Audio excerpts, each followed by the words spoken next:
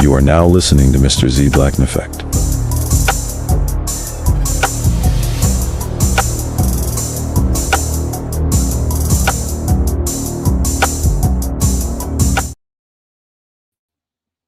What's going on, y'all? What's going on? What's going on? Like, share, subscribe, hit the super chat on the way in. Subscribe to the membership program. I think we have, 13 people? We have 13 members. So I finally counted. We have 13 members. I'm going to wait until we get to like 25. When we get to 25, we'll start members only streaming. So shout out to the members. We're going to call y'all out, right? We're going to say y'all name, not this stream. But we're gonna have that. No, Mr. Z did not forget. We are doing a super chat stream. For the super chats I was not able to read. I want to say that was last stream or the stream before that, and the stream before that. So all of you who have put a super chat down, I'm going to screenshot them, and we're going to have a stream where we address all of them in one stream. Okay, so there you go. Mr. Z, I know people are hardworking. And this is your hard-earned money, and you wanted your comments read. And so what I will do is, obviously, when I'm screenshotting the comments, I will try to remember. Actually, I will forget that. I will take notes so that we can see what I was talking about that you super chatted for. Yeah, exactly. So that is what we're going to do, right? So there's that. Any more announcements? No. Okay, y'all. So we're kind of covering a bunch of stuff today, but one of our favorite Instagram content creators, Miss Bun Me, we are going to be playing something from her in a minute, right?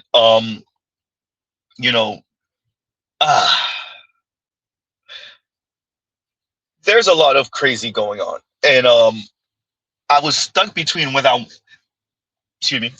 wanted to play Bun Me or something else first. Do we want to start off with the incendiary first? And I see Shay covered something, I want to say that was last night, that I actually wanted to comment on.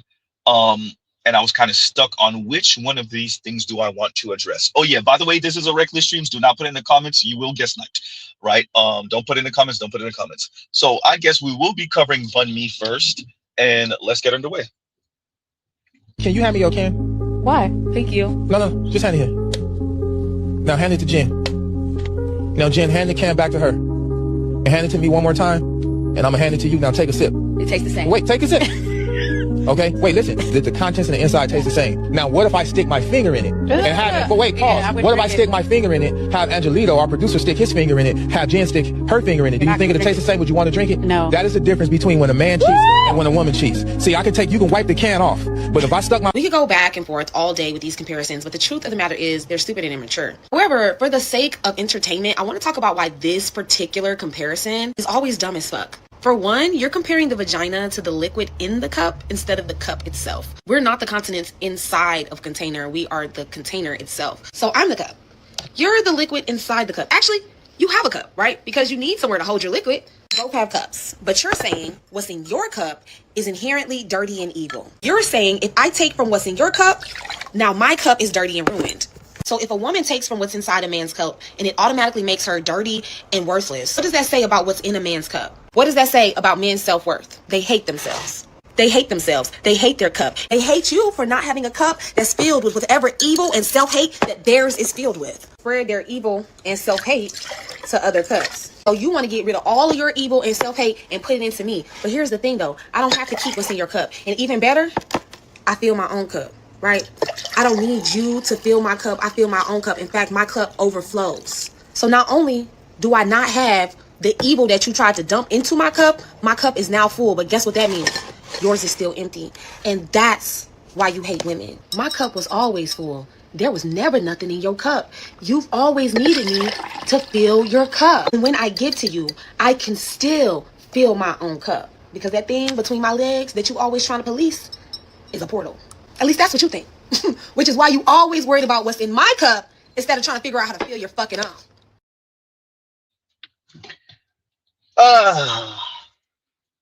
A disproportionate number of Black women are kinless as they age, right? Advocates say they deserve a social safety net too. Black and Latina women who never marry are the least wealthy in the US. Why is Mr. Z playing that for Bun Me? Because Bun Me is talking about whose cup is full of evil and who cup needs to be filled. Filled, better yet, sorry. Let's be clear. It's yin and yang with men and women. It's yin and yang.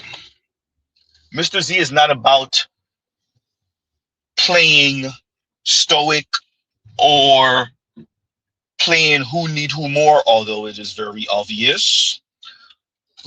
Where Bun Me played this clip, I forgot the brother's name and the channel's name, but Bun Me plays this clip, and she speaks about how nothing is in men's cup, and men actually resent women for not having evil in whatever men poured into women's cup, right? Okay, let's go with that. Bun Me, you perfectly understood the example. What, and this is shown, borne out in science, right? That, through actual contact, we'll say, women are more likely to contract something and keep that, right? Women are more likely to contract something the 28 days later, the itchy, scratchy, and keep it. That's borne out in science. That's what this brother was kind of speaking to. We know this. We know that another man's genetic material stays in y'all for how long? Bun Me, this is borne out in science. It may sound offensive, but it's factually accurate. It's factually accurate, Bun Me. This speaks to, over the past year or so, you see the ladies doing the, we don't age out the game, you age out the game. And what they're saying is that as men age, men's genetic material also ages, and there's more likely that if they do have children, the child comes out with maybe some type of health problems or genetic problems, etc., etc. Okay, fine, we'll take it. But at least the men can have children. It's like a next level of you can't hurt my feelings. So appreciate what we're doing here now. Women have absolutely zero, zilch, no flaws. Men have all the flaws. And if women have any flaws, that's a hard if, men have those same flaws too. So remember, men have unique flaws. Women have no flaws. But if women do have flaws, the men have the same flaws. In other words, women are perfect in comparison to men. They're infallible.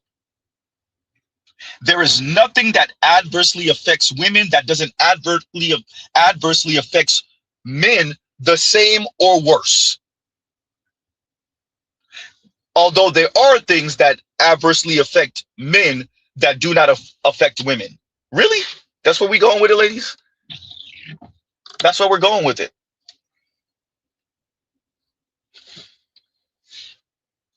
It's next level. You can't hurt my feelings. You too. Anything you can do, I can do better. Now they're playing the next level. There's nothing in this world. The environment doesn't affect me. Actual contact doesn't affect me. The crazy way I speak doesn't affect me. My sassy attitude and demeanor, my smug, my assholeness doesn't affect me. I'm impervious to everything. Perfection. Huh? Thank you, Vince. And Vince says, I know you are, but what am I? Exactly. Exactly.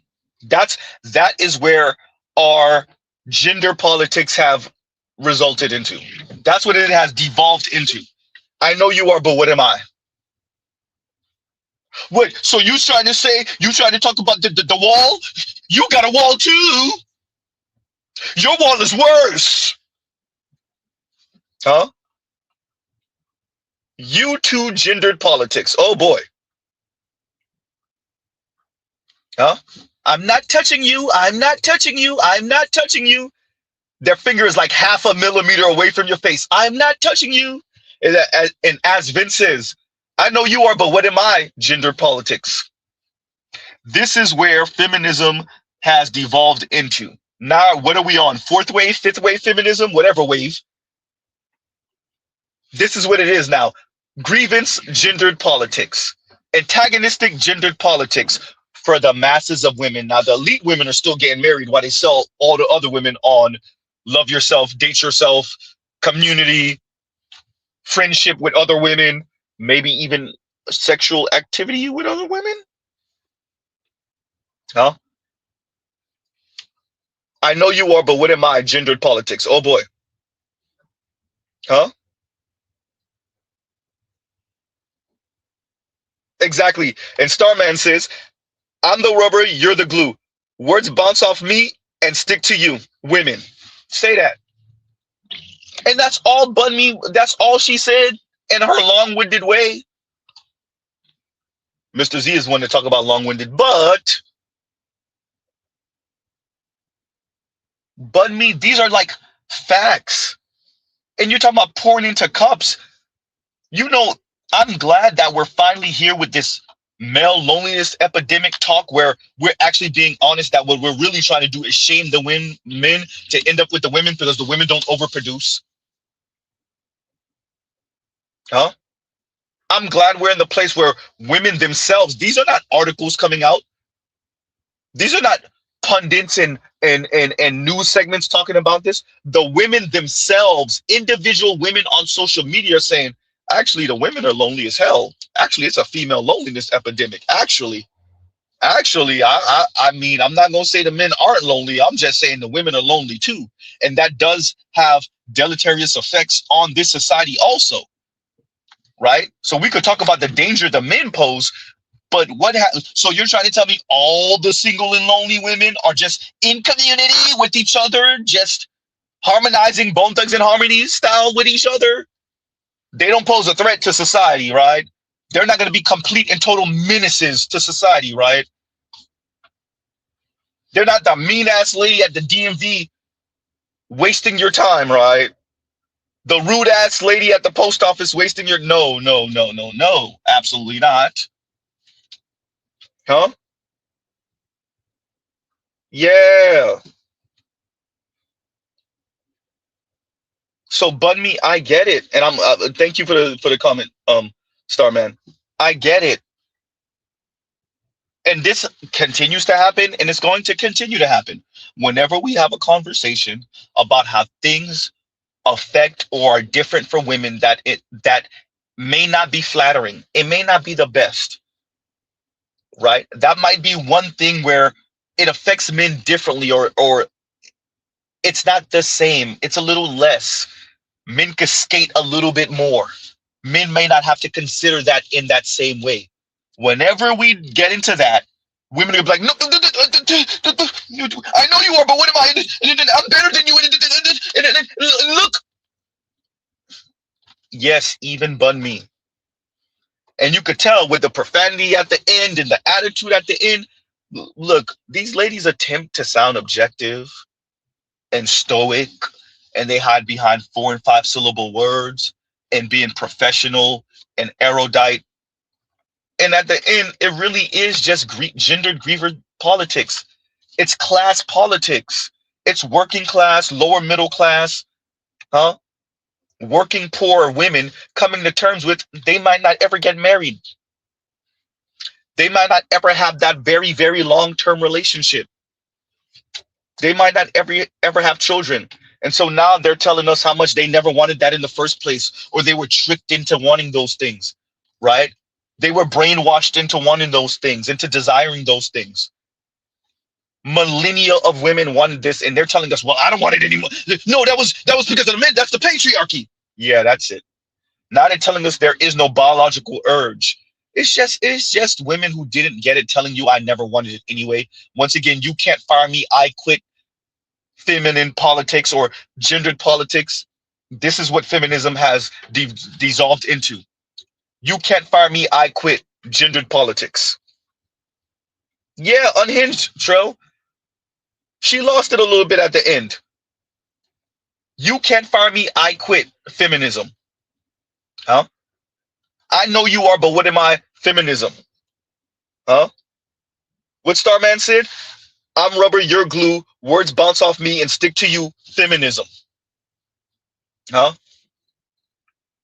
Men have cooties, throw rocks at them. Feminism.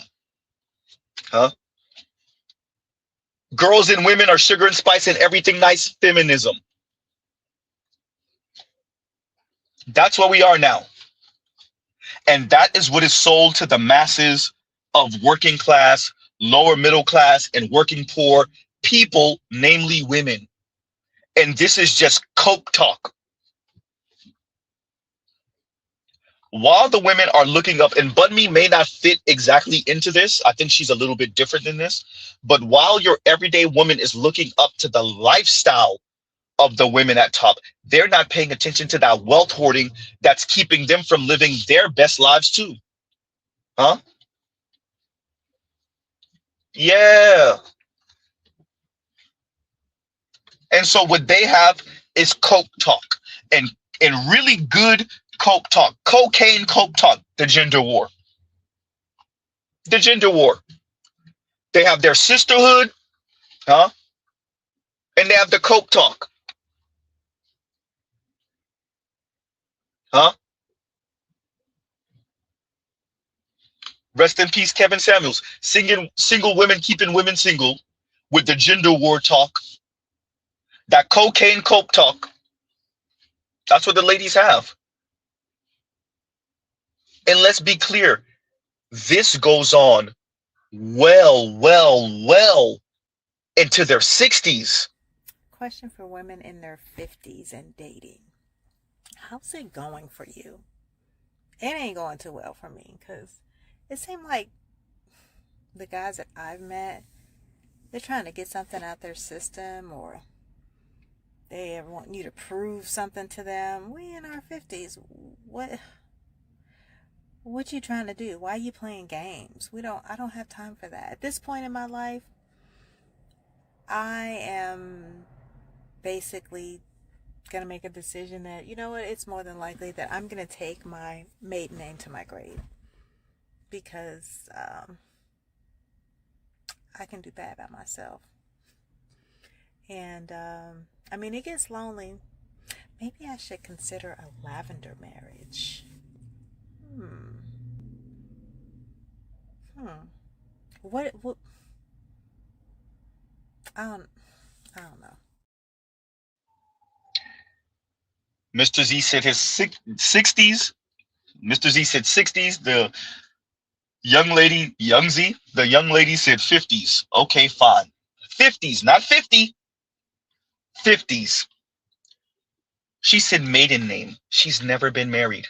She's not an ugly woman from what we could see, pretty much mid-chest up or chest up. She's not an ugly woman, especially for 50-something. She said maiden name. This lady never been married. And she's still blaming the men. She's 50-something, y'all. Never been married and still blaming the men.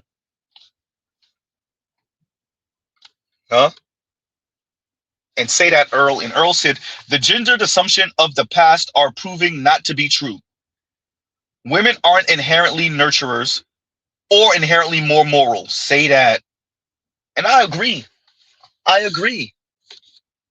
Look, if the people upper middle class and above are going to have structure, and they're going to have children in wedlock, and they're going to get married and maybe stay married, and they're the ones who are going to send their kids to Harvard and Yale and Princeton, and all the rest of us going to be freestyling, then this society should just say that and deal with the chaos and stop badgering everyday men to be emotionally intelligent enough to make up for not having enough money to buy your daughters. And I meant it as offensively as I said it. There's not enough emotional intelligence for your daughter to overcome her hypergamy. Ass clowns. Dear Scott Galloway, dear Dr. Richard Reeves, huh? Dear all you weirdo technocrats on the left, all you pundits, all you talking heads, huh? All you tastemakers, all you demographers, there's not, look, The men cannot be emotionally intelligent enough. They can't engage in domestic labor enough to make up for your asshole daughters and their hypergamy. Huh? Oh boy. And that's what we're dealing with now. This little antagonistic stuff the ladies are doing to assuage their resentment at this environment, this society, and the men, because she went out, got her education, she making okay money, and she still want to practice hypergamy because most women do, even the leftists. And then there's not enough men on my level. And so the way they are informed by feminism is that you don't talk about the money per se. That's kind of passe, Mr. Z Ramen. You don't talk about the money per se. That's kind of passe. What you talk about is the character flaw in men. Now, when we present you with men who don't have those character flaws, then it becomes, well, and what you're really saying is, yeah, he's not on my level financially, though. He doesn't have the status, though. He doesn't have the look, maybe. Now we give you the man with the look, and that's emotionally intelligent, and that engages in emotional labor and domestic labor, and he have your coffee waiting for you in the morning, and it's still not enough because of the money. Huh? And we know how the women sound when they want companionship from men. They want relationship from men. They want triple X activity. They want actual activity from men. They do. But the way feminism has informed them, men are evil. And I've never dated anyone before, and honestly at this point I'm afraid to, because men are scary and evil. They're scary and evil. What if one day he wakes up and decides he hates me and wants to kill me? What if he has a secret group chat where he's racist about me to all of his friends? What if one day we have this beautiful family and he loses his job and he's like, actually, you know what, I'll kill myself and kill my entire family? Men are really scary. They're really scary and evil. Or what if he just pretends to like me so that he can have sex with me? What if he does that? What if he just pretends to like me so that he can have sex with one of my friends? I don't know. Men are scary and evil, and I want to be in a relationship, but I don't know if I'm sweating it that much when I realize that most men are evil. And what you're seeing there, chef's kiss perfect, nature versus nurture. What you are witnessing right there is chef kiss perfect. She wants companionship with a man. She can't make up with that. She can't make up for that, better yet, with friendship and other women and community. But yet she's been informed by this society, by other women, by feminists, that men are scary and evil. And what she listed for you is a few things that she's afraid of, that she's been informed of by mass media, by other women, in the female circle, the woman circle. She's being torn apart. She wants companionship with men, and yet all of her ideas of men are negative. This is chef's kiss perfect. Shout out to all you older women, you supposed elders. Shout out to all of you more air quotes seasoned women. You see what you've produced? Perfect. You win. Victory. There you go. I'm glad she said it. If you want to know why you're running into these weirdo young women, including black women didn't used to be weird. Huh? They were part of the matriarchy, but now black women are weird. They're gynocratic. They're crass. They're rude. They're loud. They're sexist. They're misandrist. And yet they still want companionship with men. You wonder why they're so chronically single? Why they don't have a white man, black man, no man? Huh? You wonder why they so goddamn chronically single? That young lady said exactly what it is. So Mr. Z played you a woman in her 50s, and Mr. Z played you a woman in her mid-20s. Huh? And I'm showing you the give or take 30-year age gap. The give or take 30-year age gap. A woman in her 50s and a woman in her 20s.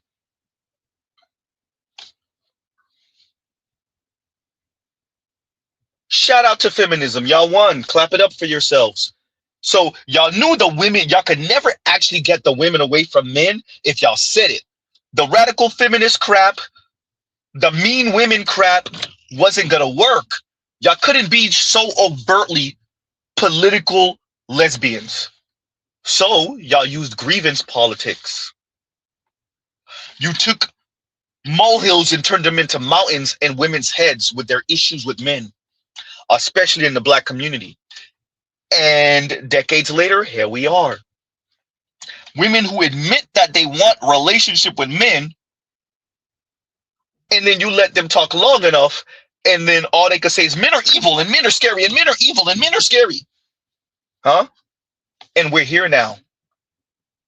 These women psych themselves out. Oh, you gotta love it. Play the clips again, Z. And I've never dated anyone before, and honestly at this point I'm afraid to, because men are scary and evil. They're scary and evil. What if one day he wakes up and decides he hates me and wants to kill me? What if he has a secret group chat where he's racist about me to all of his friends? What if one day we have this beautiful family and he loses his job and he's like, actually, you know what, I'll kill myself and kill my entire family? Men are really scary.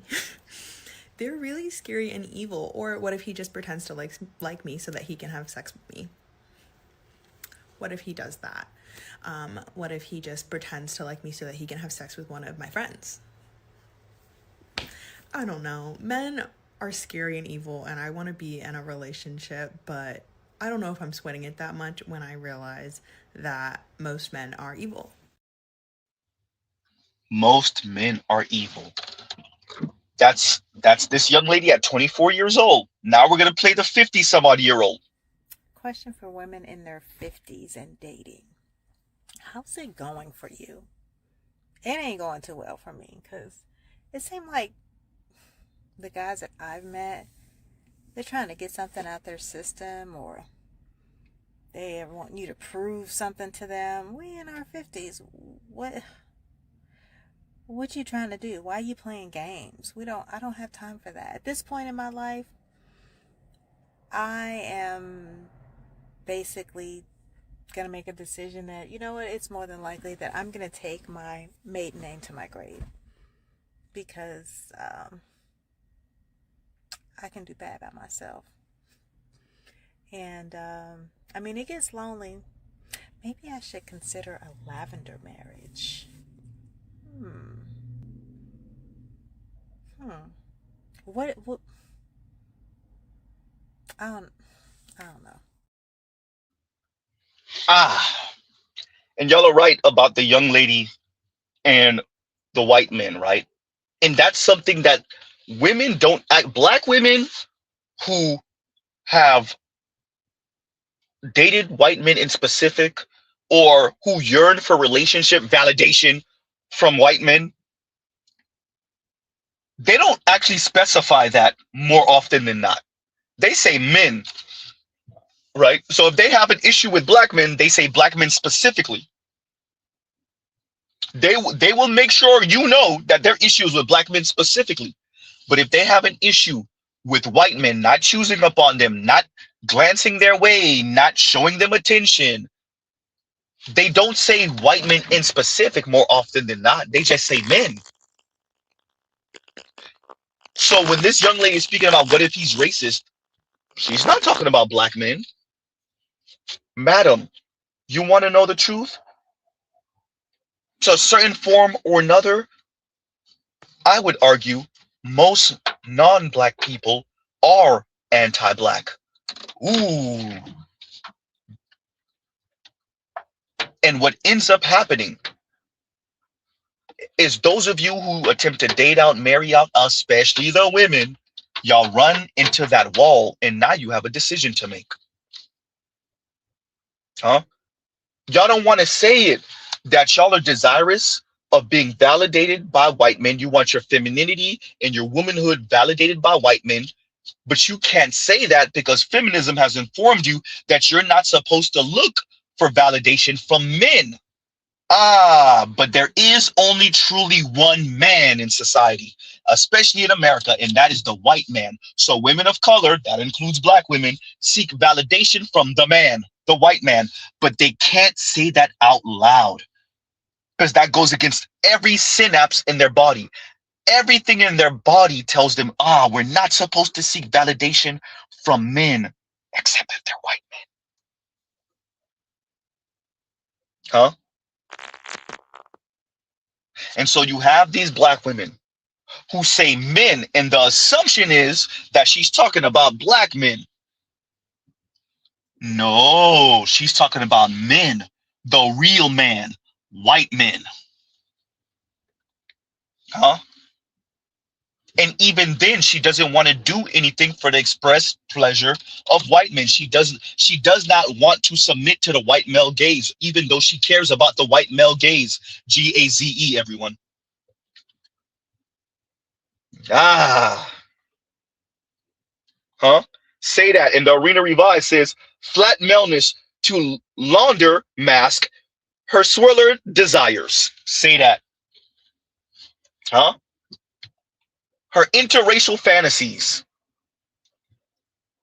And even with that, everyone, even with that, what's the issue, Z? The issue is this young lady still spews her toxic, sexist nonsense, mainly in the black community. And then she finds herself being the 50-year-old that I just played, still saying, well, maybe I just have to resign myself to dying with my maiden name. What about a lavender marriage? Maybe I'll do and you know what? Maybe that's not the end of the world. Huh? Maybe that's not the end of the world. A straight black woman who's married to a LGBT.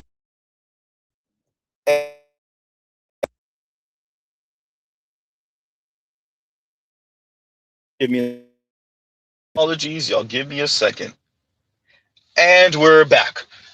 And the benefits y'all get from each other outweigh the kind of interesting dynamics, we'll say, between a black woman who's supposedly straight and an LGBTQ white man. Y'all will go. Y'all will go. Right? Y'all will go. Shout out to the ladies. Huh? So when the 50-year-old lady says lavender marriage, that lets you know where we are. You're 50 some odd years old, madam. You're 50 some odd years old and you've never been married. Shout out to all the Xers, but especially millennials and Gen Z. Oh, it's going to be a crazy world for all of us millennials and Gen Z, maybe even the youngest of Xers, but definitely us millennials and Gen Z. Us millennials especially, because we're kind of the bridge. You imagine, shout out to the millennials. We are going to go from a world where at least our parents got married, right? It's just that dad went to go get milk and never came back, or mom kept dad away and lied to us about it. But for some of us, our parents stayed together our entire life. Or, they might have they separated, they came back, all type of weirdness.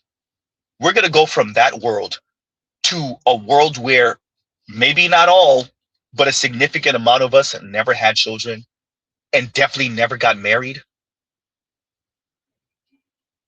You imagine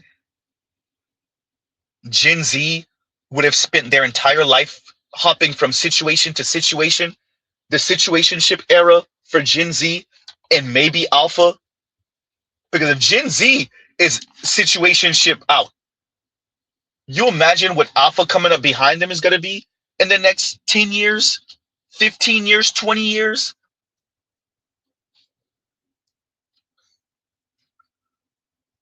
You imagine when Gen Z get 50 something, and or when Gen Alpha is in their 50s. Gen Alpha in their 50s, and they live their entire life situationship to situationship. I was dealing with this person for a year and a half, then I was dealing with that person for a year and a half, then this person for a year, then this person for 2 years, then this person for 2.5 years. And that's their life. That's what they did their entire life. Maybe had a kid, but for many of the men, never had a kid. Oh boy.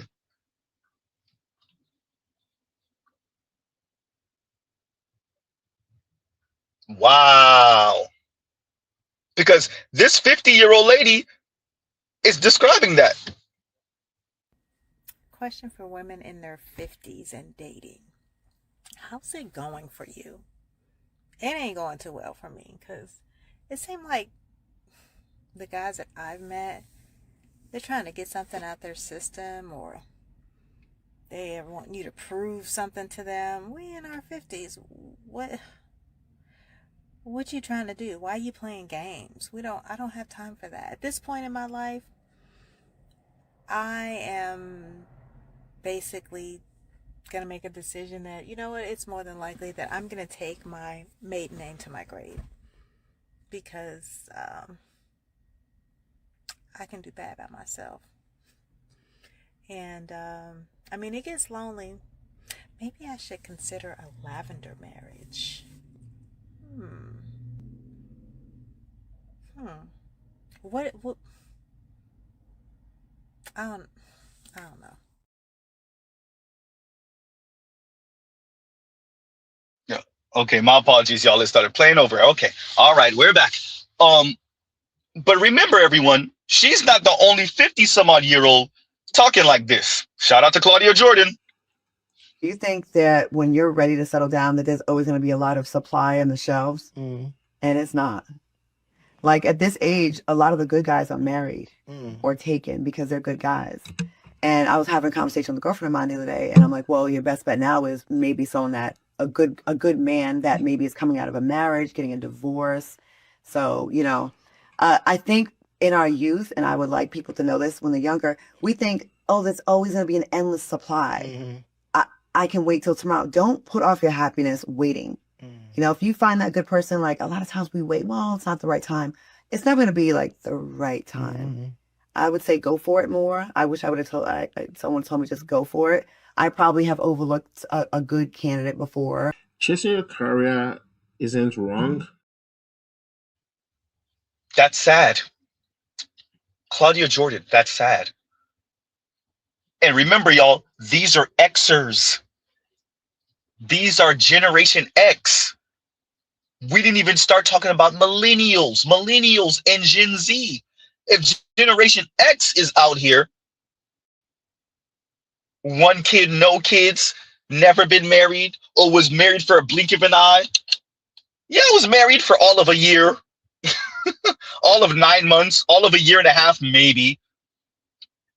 If that's Gen X, what are we as millennials, Mr. Z being a millennial, what are we going to sound like when we're in our mid-50s, early 60s? Okay, what are Gen Z going to sound like when they're in their mid-50s, early 60s?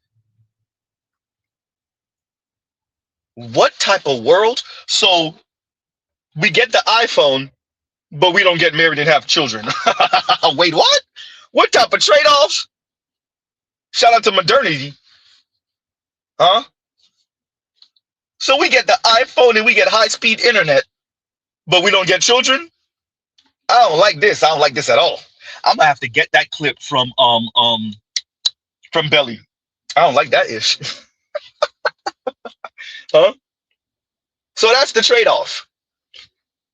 You get cars that could parallel park themselves, cars that could drive themselves, but you lose the marriage till death. Till death do you part. That's the trade-off. For working class people, at least. Huh? Not all of us, but the masses.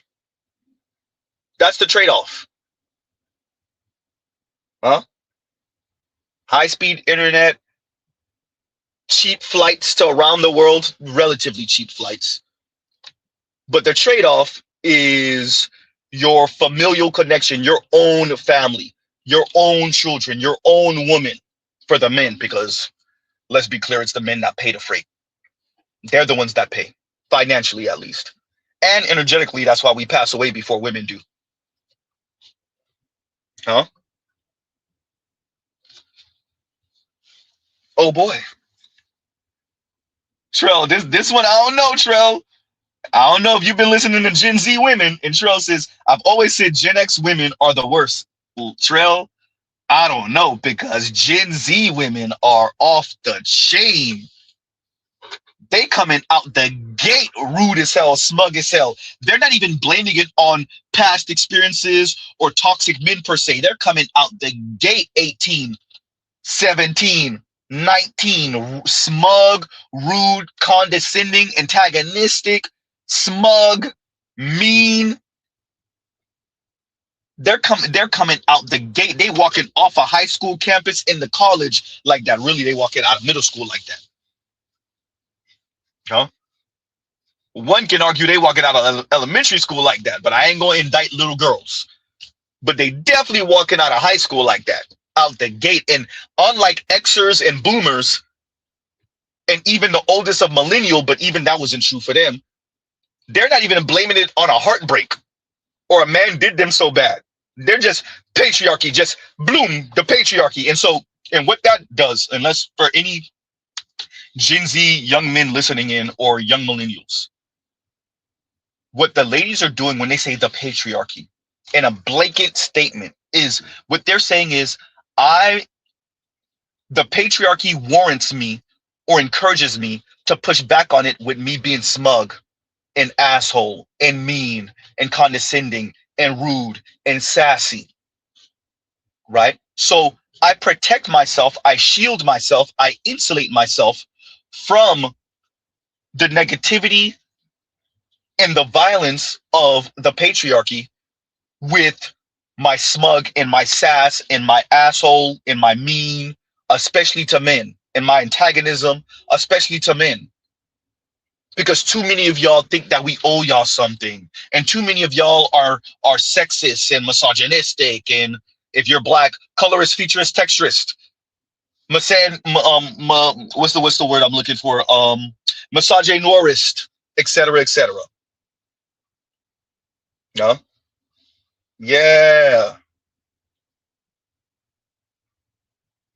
Oh boy. And Trell says, I was watching a clip yesterday of a black woman in her 30s crying her heart out because she just realized her mother kept her father away most of her childhood. Oh, really? I didn't see that. Or maybe I did. To be extremely vulnerable because this might help someone. I've never been this vulnerable online in like ever, okay? I believe you are as sick as your secrets, and saying things out loud helps free you. So my parents were married and then they had me.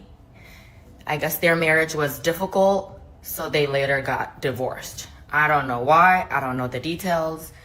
All I know is that they separated, so I used to be with my mother 1 week, and then I'll go be with my father the next week, okay? So back and forth. 1 week, my dad never showed up to come and pick me up. I sat by the door, literally waiting and waiting. He never showed up. The following week, I did the same thing. I did this for months, okay? He never came. So I felt so rejected, okay? I still quite literally turn into that little girl when I talk about it. It has changed the trajectory of my life, okay? So I didn't find out until literally recently as an adult that my father did not abandon me. My mother cut him off because she was afraid that he was gonna take me from her. So I literally had to grow up without a father, thinking that my father didn't love me. So I would go on dating these men who were amazing to me. I've had wonderful relationships, and I would literally feel like the love was never enough because My father didn't love me. How could another man love me? So it just fucked me up, okay? Like, for good. So this is why I chose the man that I chose to have a baby with. Like, everything truly makes sense. And my grandmother tells me this, and I was angry at my mom. Angry, okay? Because how dare you be that stuff fucking selfish and not think of me? You don't think I wanted to have my father? I've forgiven her, now I've made peace with it. But that's why I feel so strongly about cutting parents or cutting the other person off. You don't get to fucking do that. You don't, okay? Because like I said, it scarred me. And now my father is dead. And it haunts me for the rest of my life. Because I literally grew up thinking he didn't want me. That wasn't the case. He was coming. They were returning him. And I was sitting there by that door, waiting and waiting and waiting and waiting, and he never showed up. And I hope this brings me some type of closure, because it literally eats at me all the time, still to this day. But Big Mo said she lied. He says the mom caused daddy issues. Big Mo, could I get a little bit of details, please? Because was all of this a lie? But we're just gonna go on for a minute until I get something from you. But yeah, no. So once again, women are human beings. Z, how often you gonna tell us that? True indeed. Power corrupts. Absolute power corrupts absolutely. And it knows no sex, and it knows no gender, and it knows no sexual orientation. We need to cut out this women are more moral than men, women are kinder than men, or even that we socialize women to be more considerate and kinder and more generous and more understanding. It's BS.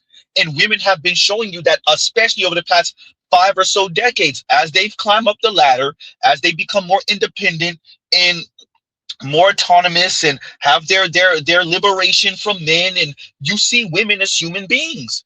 They're doing just as bad as men. They're just as shisty. They're just as cold and calculating. And what makes them a little bit worse, a little bit worse, is that our society pretends like they're not. You have everyone from the political left to the political right and people in the center who just can't believe that if the world was run by women, that women wouldn't engage in some of the same toxic human behaviors that men have. Parental alienation is overwhelmingly a female sport. Overwhelmingly a female sport. And there is just tons of data and research to prove it. Huh? There was just tons of data that prove how much women, we will say, use the word assault. Y'all know what word Mr. Z wants to use. Don't put it in the comments. Assault children. That is primarily a female sport also. Excuse me.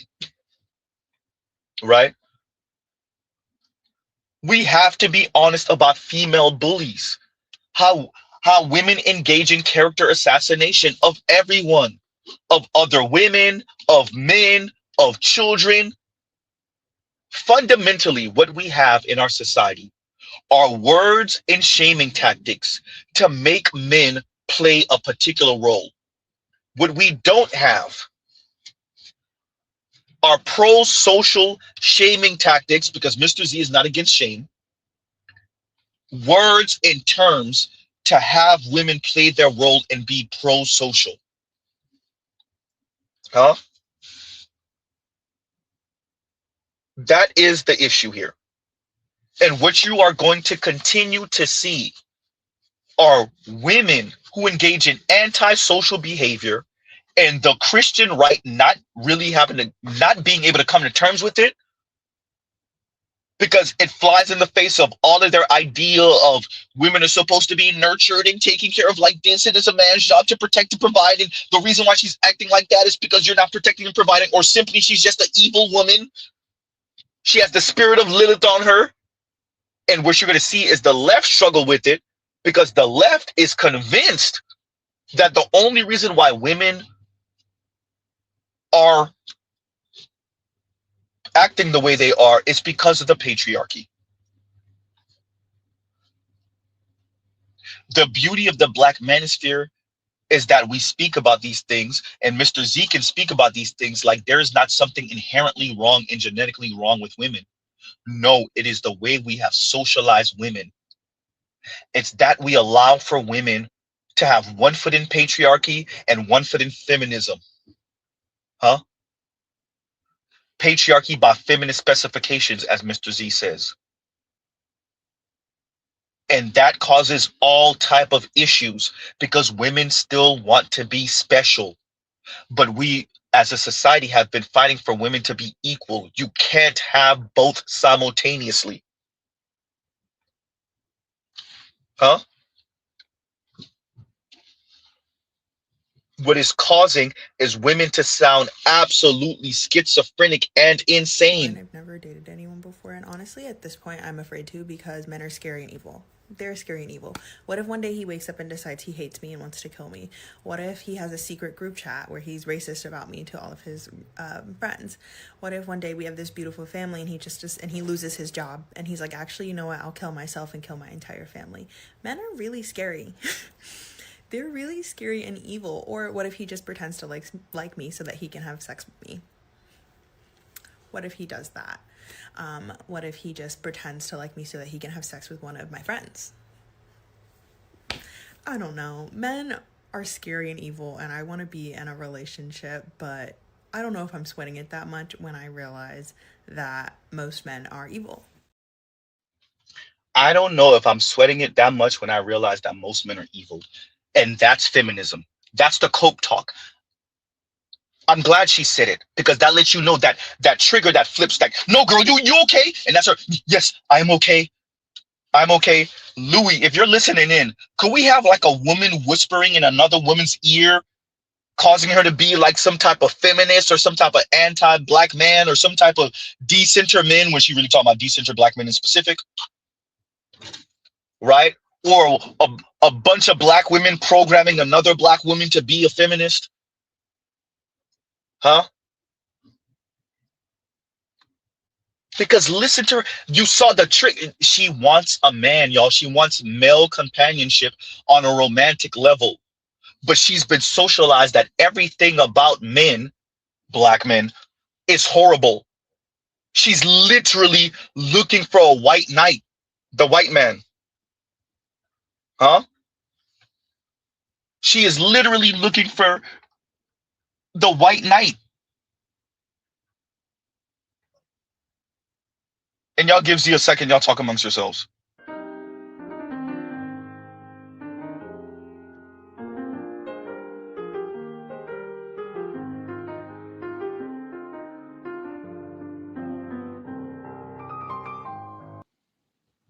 And we're back, right? So that's the beauty of this. What I love about the internet, as Mr. Z has said, if y'all ever hear anyone say this, they got it from me. The internet will expose us all. You hear anybody say that, they got it from Z. The internet will expose us all. It's beautiful. The fact that this young lady is saying it proves our point over here in the black manosphere. She's being torn in both ways. She wants this, I would argue, the nature in her wants male companionship in male relationship. The nurture in her, the feminism, sees men as inherently evil, black men. And so she's saying it, and you see that trigger. When that trigger goes off, when that light flips, when that switch flips, the one that says, no, but men are evil. And y'all gives you a second, y'all talk amongst yourselves.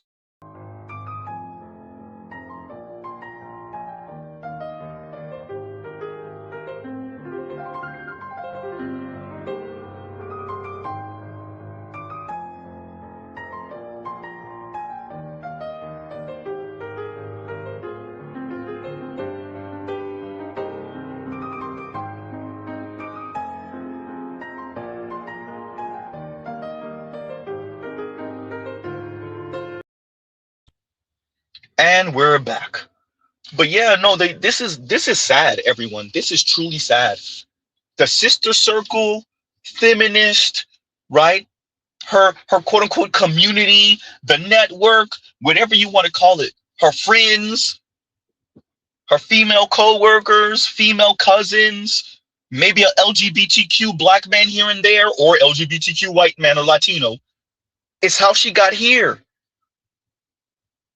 And it's truly sad. You see when that switch, when the programming clicks, you could see it. Oh, that's frightening.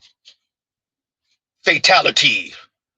You could see when that trigger flips, when the programming, clicks in.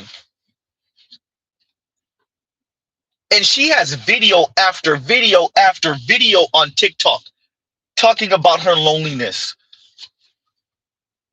I would argue all she is doing is saying what a lot of young women are feeling. Huh? And don't forget, Bree is in her 20s too. Huh? If I could find Bree, where the hell is Bree? You messed up my whole flow, Bree. There go Bree. Bree is in her 20s too. Whatever reason, I'm just not allowed to experience love from another person. And yes, although, you know, I don't have that, there are other areas of my life that are flourishing, you know, like my YouTube channel and friendships, and it's giving me opportunity to pour into those friendships and pour into myself, which I think are equally as important. But I think people tend to forget that platonic love doesn't replace romantic love. And so as much as I am fulfilled by, you know, my friendships and, you know, relationships with my family and things like that, it still doesn't replace that desire that I have deep down for something more. And it's hard. It's a hard thing to suppress. It's a hard thing to put on the back burner, and not knowing how long I'm gonna be in this season scares me a little bit. And it also scares me to know that it may not ever happen. That it may not ever happen. And so it's just like, I don't know. I don't even know if I'm making much sense in this video. And we have video after video, 20 some odd year olds, 30 some odd year olds. This is dating, mating, marriage, childbearing years. And listen to how they sound. It's so sad. Huh? Listen to this young lady. Was she 32, 33 years old? Listen to her. Okay, I have one more thought that I have to get up as the sun is rising. Okay. Sometimes we lie to ourselves. And I've been doing that for quite some time now. And I am 32 this year. And it's almost the end of the year, so I'll be 33. And I'm just not about to go into 33 lying. So I'm going to be one of the first hard up type of women to admit that I want a man. I may actually need a man. That feels so disempowering sometimes to say in 2025. And people make you feel like, oh, you're weak. It's like, fuck it. I want a man. I don't necessarily... Yes. Shout out to Shay Sade. Shay, you got the cleaner, nicer version of this video. If you don't mind sending it to me, please and thank you. Why does this matter? The young lady said it feels so disempowering. Where is she getting that from? That's the feminism. That's the lean on yourself, focus on yourself, love yourself, lean on community. Go out with your friends, decenter men. Huh? And what does that get all of these women in their 20s, in their 30s? Eventually they're what? Question for women in their 50s and dating. How's it going for you? It ain't going too well for me, because it seemed like the guys that I've met, they're trying to get something out their system, or they want you to prove something to them. We in our 50s. What you trying to do? Why are you playing games? I don't have time for that. At this point in my life, I am basically going to make a decision that, you know what, it's more than likely that I'm going to take my maiden name to my grave, because I can do bad by myself. And I mean, it gets lonely. Maybe I should consider a lavender marriage. What I don't know. It gets lonely. Of course it does. We're humans. We're people. We're social creatures. We're social creatures. Yes, you're supposed to have friends, associates. Yes, but you're missing the intimate connection to the opposite sex. And it's driving y'all mad. Y'all tried to work around it. You tried to drown yourself in work and in school and in friendship with other women and commiserating with other women and community with other women and LGBTQ men. Huh? And what you're finding is for so many of these women, it's not enough. That's what Bree was telling you. That's what all these women are telling you. Whether they're in their 20s, their 30s, their 40s, their 50s, their 60s. And so who's winning? The capitalist and the feminist. I'm going to review Angry Women. Maybe that's going to be the Patreon. I said Patreon, y'all. The membership. Maybe that'll be the first membership video that we review. Shout out to the members, right? I'm just waiting for me to get 25 members. We're halfway there. And then, you know what? That will be the first membership stream. We're going to review Angry Women. We are going to review Angry Women, which is, I did a think piece on Angry Women some 4 years ago, maybe 3 years ago. We will review Angry Women. Huh? Panda Man says, the cope is real, isn't it? Huh? Good song. And Arena Revive says, Alexa, play I Get Lonely by Janet Jackson. The remix is my favorite, though. Right? Oh, man.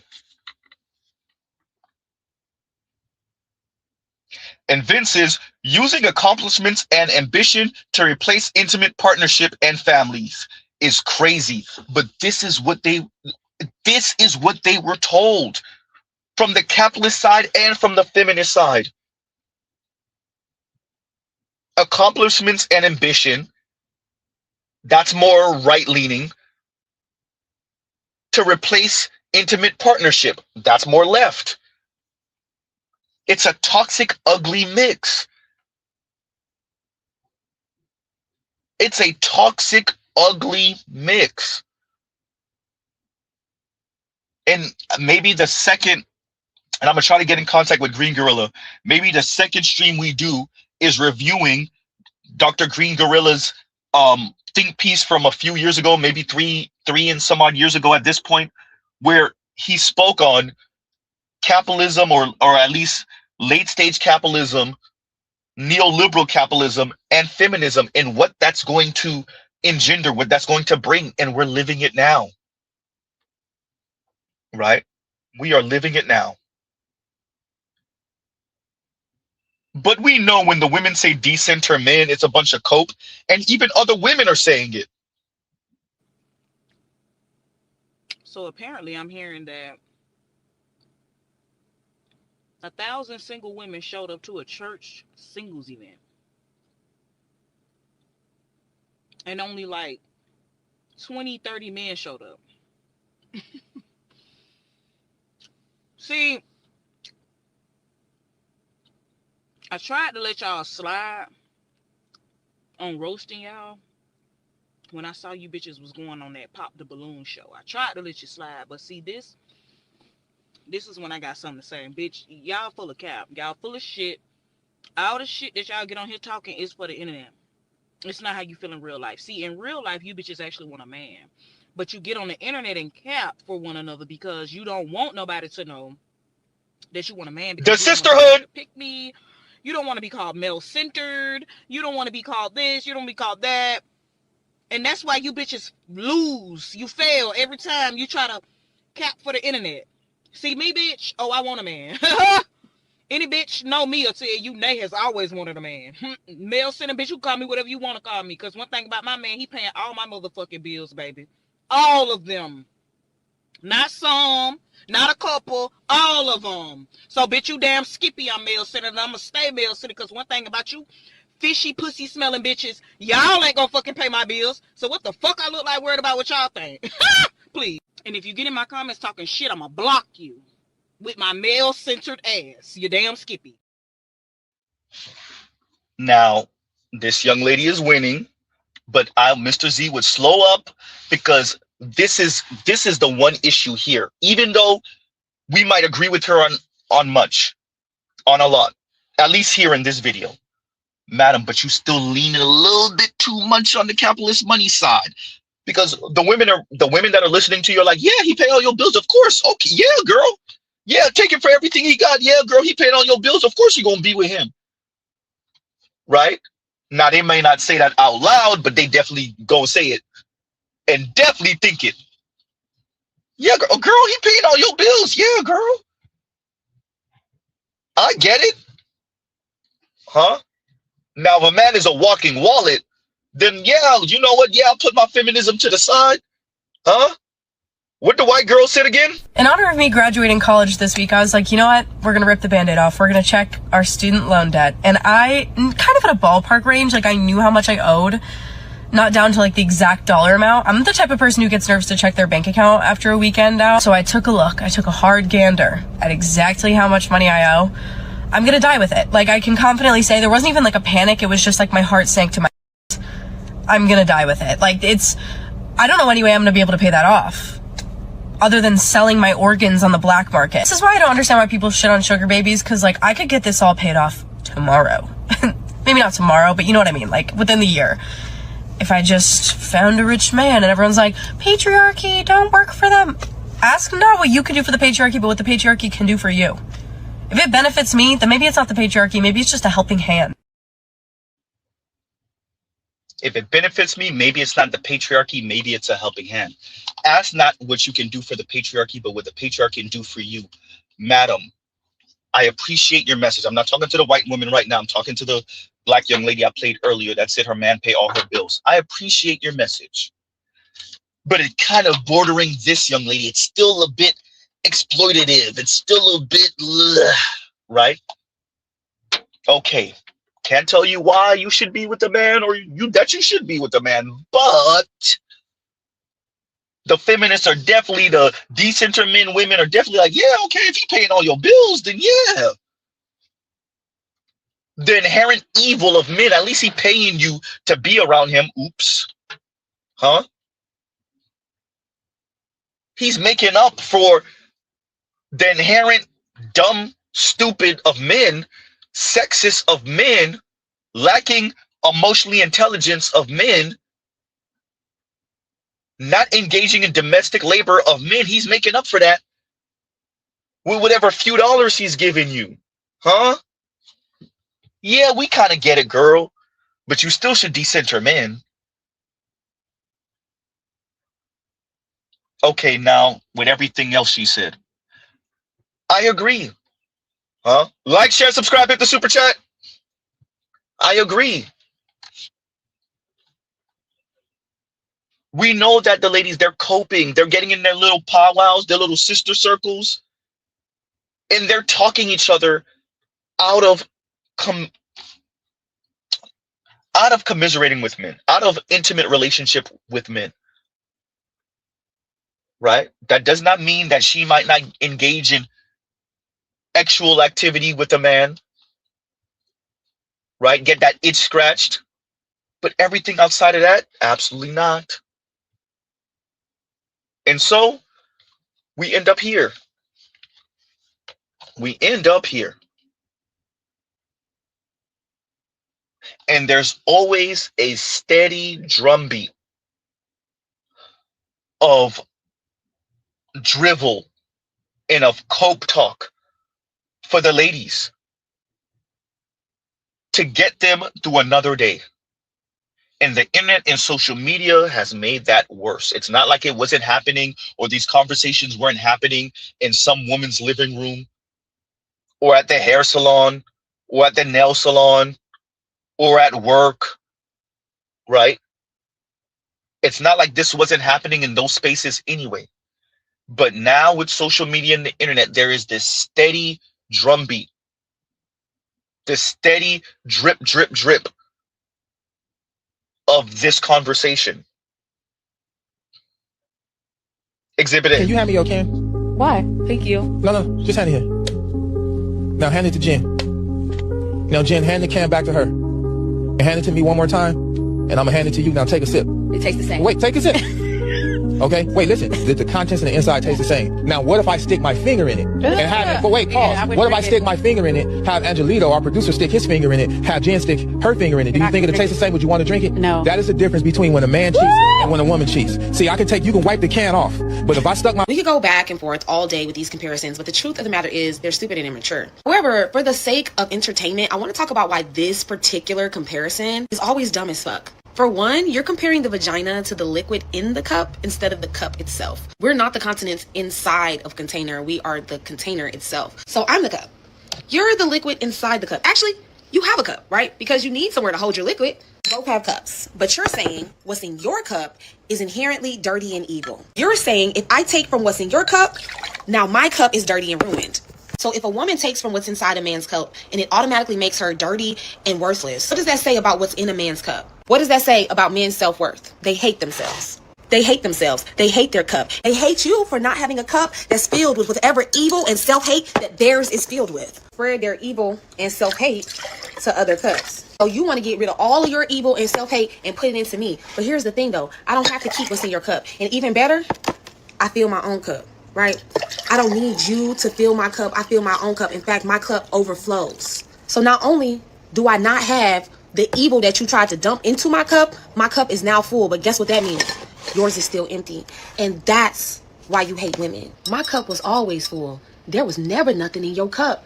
You've always needed me to fill your cup. And when I give to you, I can still fill my own cup. Because that thing between my legs that you always trying to police is a portal.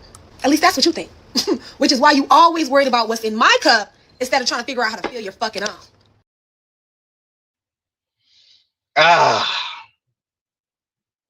We will address two comments, talking about comments. Like, share, subscribe, hit the super chat. And Vince's moral compass math, that is what she is engaging in. And I get it. She's doing the tit for tat. She's saying, well, if you saying that once we have actual fun with a man, then we're contaminated. And then we have actual fun with another man and then we contaminated.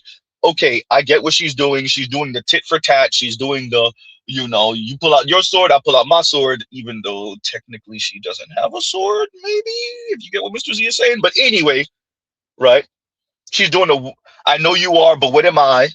Right? I get it. I get it. And she says it. That's what she's engaging in, right? And all for one black man says, ma'am, you are dressed like a 2-year-old. Now, once again, when you decenter men or the male gaze, it doesn't matter. Now, there is a consequence to that. You do lock out or block off so many men that might have found you attractive or that might have engaged with you in that particular way. But once again, these women don't care. They just care about the outcome at the end. And this young lady is a bit different. Bun Me. I think Bun Me has done the social math for herself and said, I don't care. I'm going to live life on my own terms. I don't think there's anything wrong with that. And I think the Bun Me's of the world appreciate the consequences of giving men the middle finger, right? Now, that doesn't mean she's not going to engage in antagonistic, gender warring rhetoric, right? That doesn't mean she's not going to intellectualize her men ain't ish, right? That doesn't mean that. But what it does mean is I think Bun Me has come to terms with she may not be every man's cup of tea, and she's okay with that. And that's okay, right? Now, the idea that men's cup is empty and men always needed the women to fill their cup, particularly in the black community. I mean, then how do you explain so many black men, black young men in particular, dating and marrying outside the black community? right? How would you explain that?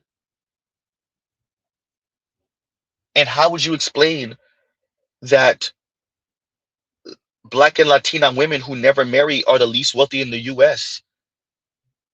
Like, I believe men and women are humans, and men and women complement each other, and both of us use each other, and I don't mean that in a negative sense, to help fill our cups. We pour into our own cup, and a good woman pours into your cup also. A good man pours into your cup also.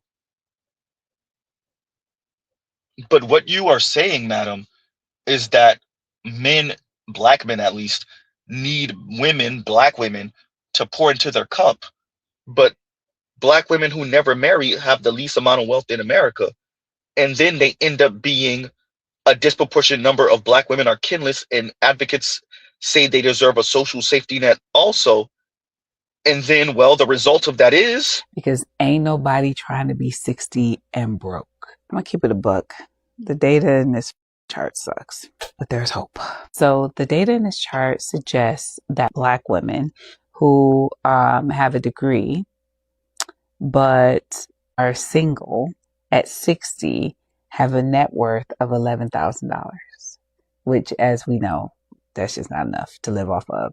Whereas if you're married and have a college degree at 60, you have a net worth of around $424,000. And the reason why I say this sucks is because I don't particularly like something that is beyond my control to be able to impact the quality of my life. Like, it's literally not within our control if we're married at 60. I mean, we have influence on that, but it's like, it's 50-50, right? It takes two to tango. And so that does suck.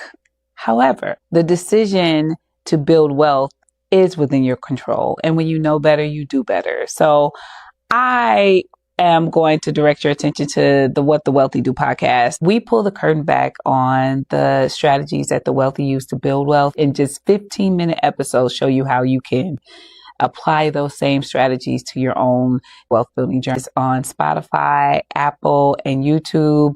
I recommend you go to it. right? So, in other words, but me, as Black women in specific approach retirement, they have no money. They have no money compared to married Black women. Who's pouring in whose cup? I'm saying we're both pouring in each other's cup if we're healthy, if we're a healthy couple. But the money is a very clear indication that men are pouring into women's cup. Black men are pouring into Black women's cup. Black college educated women have $11,000 wealth on average in comparison to college educated Black women that are married. So the single ones have $11,000. The married ones have $424,000, $444,000, something like that. Go ahead, Taylor. This careless and quite frankly crass attitude that Black women in general have about being the most single and the most overweight is, in my opinion, more alarming than the stats themselves. Who gives a F? You should give an F. And I'm going to give you one reason why, among many, which I will be reporting on shortly. One big reason has to do with money and the life that will go on as you age. Black women, single, college educated, at age 60 and older, carry a median wealth of $11,000. In contrast to Black married women, $424,000. White unmarried women, $384,000. That's how the stats are laid out, y'all. So what does this mean? Simply put, it means you will age poor. You are not going to have any money. So the life that will go on is going to be rougher than you think, and more people are going to be crying than you'll admit. There you go, bud me. Who's pouring into whose cup? This is a very clear indication. Black men are pouring into Black women's cup.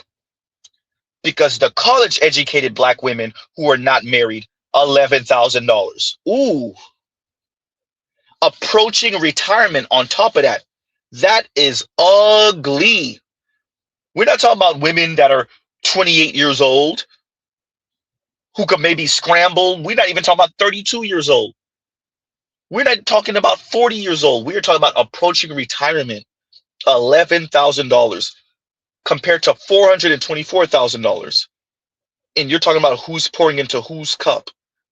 But let us have a woman who has dated other women. Like, share, subscribe, hit the super chat. A woman who has dated other women. Tell us what that's like. Talking about pouring into someone's cup. Talking about who's what. I dated women for 11 years, so when men talk about their expression towards women, I truly understand. And a lot of times I didn't want to talk about this because I didn't want women to call me a pick-me. But then I thought about the women I dated, and women, I wouldn't pick y'all anyway. When I was dating women, I was picking problems. I was picking chaos. Ooh, selfishness. I picked selfishness. It's funny because women really think that they don't have to contribute or bring nothing to the table. Who about to be protected and providing? And you're not doing nothing?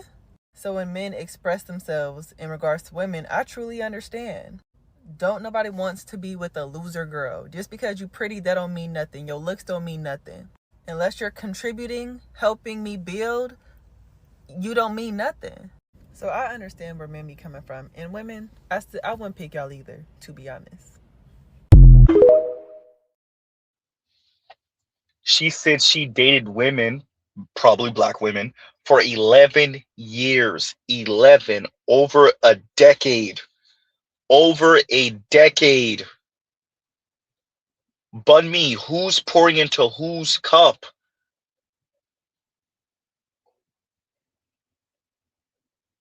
It is frightening that the framing concerning women, black women in specific, is that they do all the heavy lifting in the relationship. Capital ALL, all exclamation points. Huh? And that's sad, Darina Rivas. That is sad. Huh? Wow. Darina Rivas, do you mind if I read that out loud? Yeah, no, yeah. Yep. Yep. Whew. Yeah, the cost of this is insane. Right? Oh, he says sure, okay. And the Arena Rivas says this quote cost of autonomy end quote dynamic is my elderly mother right now, the source of our recent estrangement. Man,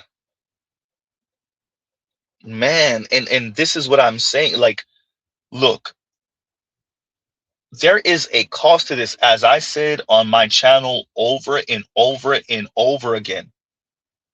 The social math, as Trell says, the social math, MAFF. The women aren't doing the social math, and they're not encouraged to do the social math. The sisterhood just wants them to be free and fast and give men and structure and stability the middle finger. And then maybe Hail Mary, catch a man in case of emergency, break glass, boyfriend, husband, baby daddy to float me for the rest of my life, what, in their mid-40s? And an increasing amount of black women find themselves, and women in general find themselves not aging out the game, essentially. That's where Claudia Jordan come in. Do you think that when you're ready to settle down that there's always going to be a lot of supply on the shelves? And it's not. Like at this age, a lot of the good guys are married or taken because they're good guys. And I was having a conversation with a girlfriend of mine the other day, and I'm like, well, your best bet now is maybe someone that a good man that maybe is coming out of a marriage, getting a divorce. So, I think in our youth, and I would like people to know this when they're younger, we think, oh, there's always going to be an endless supply. I can wait till tomorrow. Don't put off your happiness waiting. If you find that good person, like a lot of times we wait, well, it's not the right time. It's never going to be like the right time. I would say go for it more. I wish I would have told someone told me just go for it. I probably have overlooked a good candidate before. Chasing your career. Why that matters. Claudia, don't put off your happiness, as Claudia says. Claudia, but Claudia, you were this age, you were in your 20s and your 30s and even your early 40s. The ladies are happy when they're leaving that man's bed, when he's leaving their bed. The women are happy giving the masses of men the middle finger. They're happy being sassy to men. They're happy. They're happy feeling like I could just get me another one. To the left, to the left. I could get another one of you in a minute. They are happy. It's just that the band stops playing because the band sinks beneath the waves on the Titanic. Huh? Claudia, they are happy. They are happy feeling like there's an abundance of men. Tall men, good looking men, chisel chin, super crisp fade, sharp ass tape line, 8, 9, 10, 11, 12-inch male member, muscular, deep voice. The women are happy because they go from one of those guys to another one of those guys to another one of those guys. Okay, I got played too much. Break. Somebody different. Maybe another one that's different. Okay, we're back. 6 foot, 6'1", 6'2", 6'3", 6'4". Okay, maybe we'll do a 5'11". Okay, back up to 6 feet. Claudia, they are happy. They are happy. It's just that the game comes to an end. Don't push off your happiness. Claudia, they were happy in their 20s. Claudia, they were happy in their 30s. Claudia, you lived that life. They were happy in their 40s.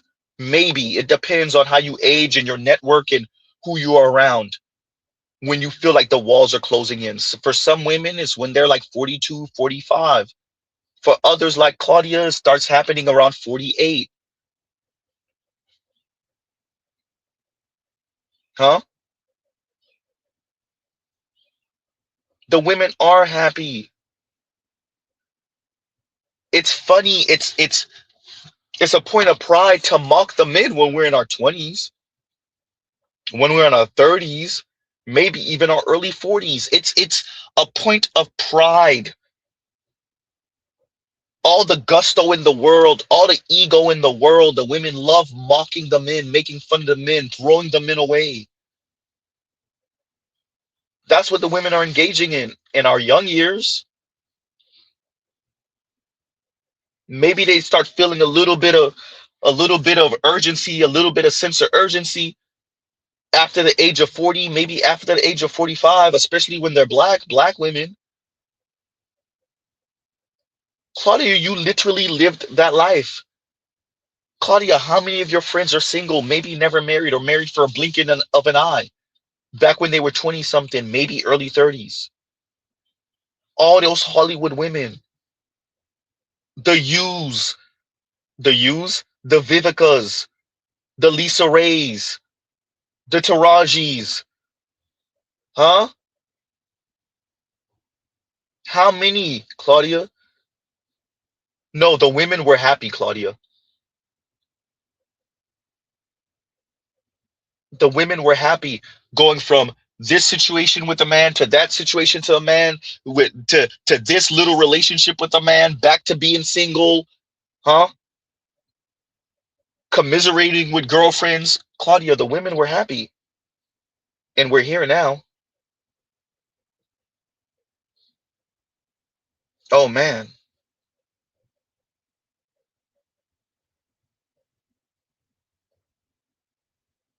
So this is the ladies after decades. But as the young lady said, she dated women for 11 years. 11 years. Now we already know that same-sex loving relationships amongst women have the highest DV rate, right? Their relationships are the shortest lived. I think they have the highest divorce rate, if I'm not mistaken. Because who is supposed to be the grounded one? Who's supposed to be the stoic one? Who is the one where you say a few words and you snap them back into they're supposed to be play a particular role? We don't even have a term, a real woman. So who's supposed to be the one? The more masculine presenting one? You mean the one who may or may not be cheating on the more femme one with the man?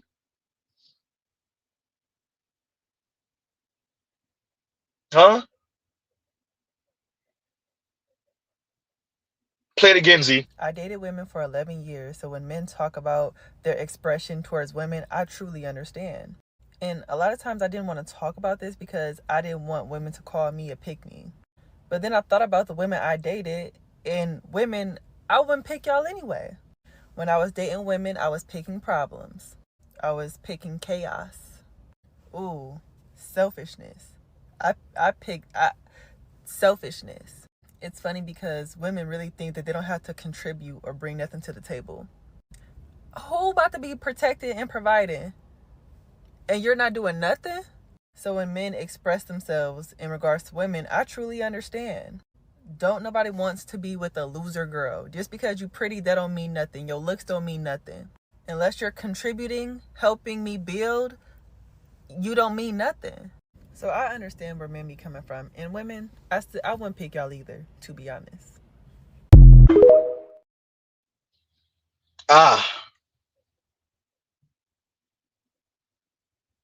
But continuing, we know if we're talking about men in general, there's always a special place of critique for black men in specific. Oh boy, Z, what you about to play? I don't date. And At I don't all. blame you at all. Oh my gosh. I do not blame you. People ask me all the time and I'm like, no, won't catch me doing it. And they're like, why? I said, it's hostile out there. I'm going to make a statement and everyone's going to get really pissed and everyone's going to have to suck it the fuck up. I am currently not dating black men. Oh. Heard. Not because I don't love black men. I love black men. I love black men. For a long time, I wanted to have little boys that'll be raised into black men. But that, whatever is going on in that industry, or not industry, but in that circle, it feels like an industry at this point. Sometimes it feels very volatile. The way that a lot of black men are hyping themselves up about mistreating women is like wild to me. The way black men are hyping themselves up about mistreating women. Meanwhile, we have video after video of black men not showing up to speed dating events, mixers, matchmaking events full of black women. How are black men mistreating black women that they're not with? The majority of black people are single. How are black men mistreating women they're not with? Recent marriages, 25% of black men who did get married outside of the black race. Once again, young lady, how are black men hyping each other up to mistreat black women that they're increasingly not with? Huh? Exactly, Trell. Mistreating, question mark, examples or shut the hell up. It sound good, right? It sound good. This is what you're supposed to say, right? They're mistreating us and they hype each other up to mistreat us. Imagine black men are mistreating black women while the birth rate in the black community, especially for those around the median income line, plummets.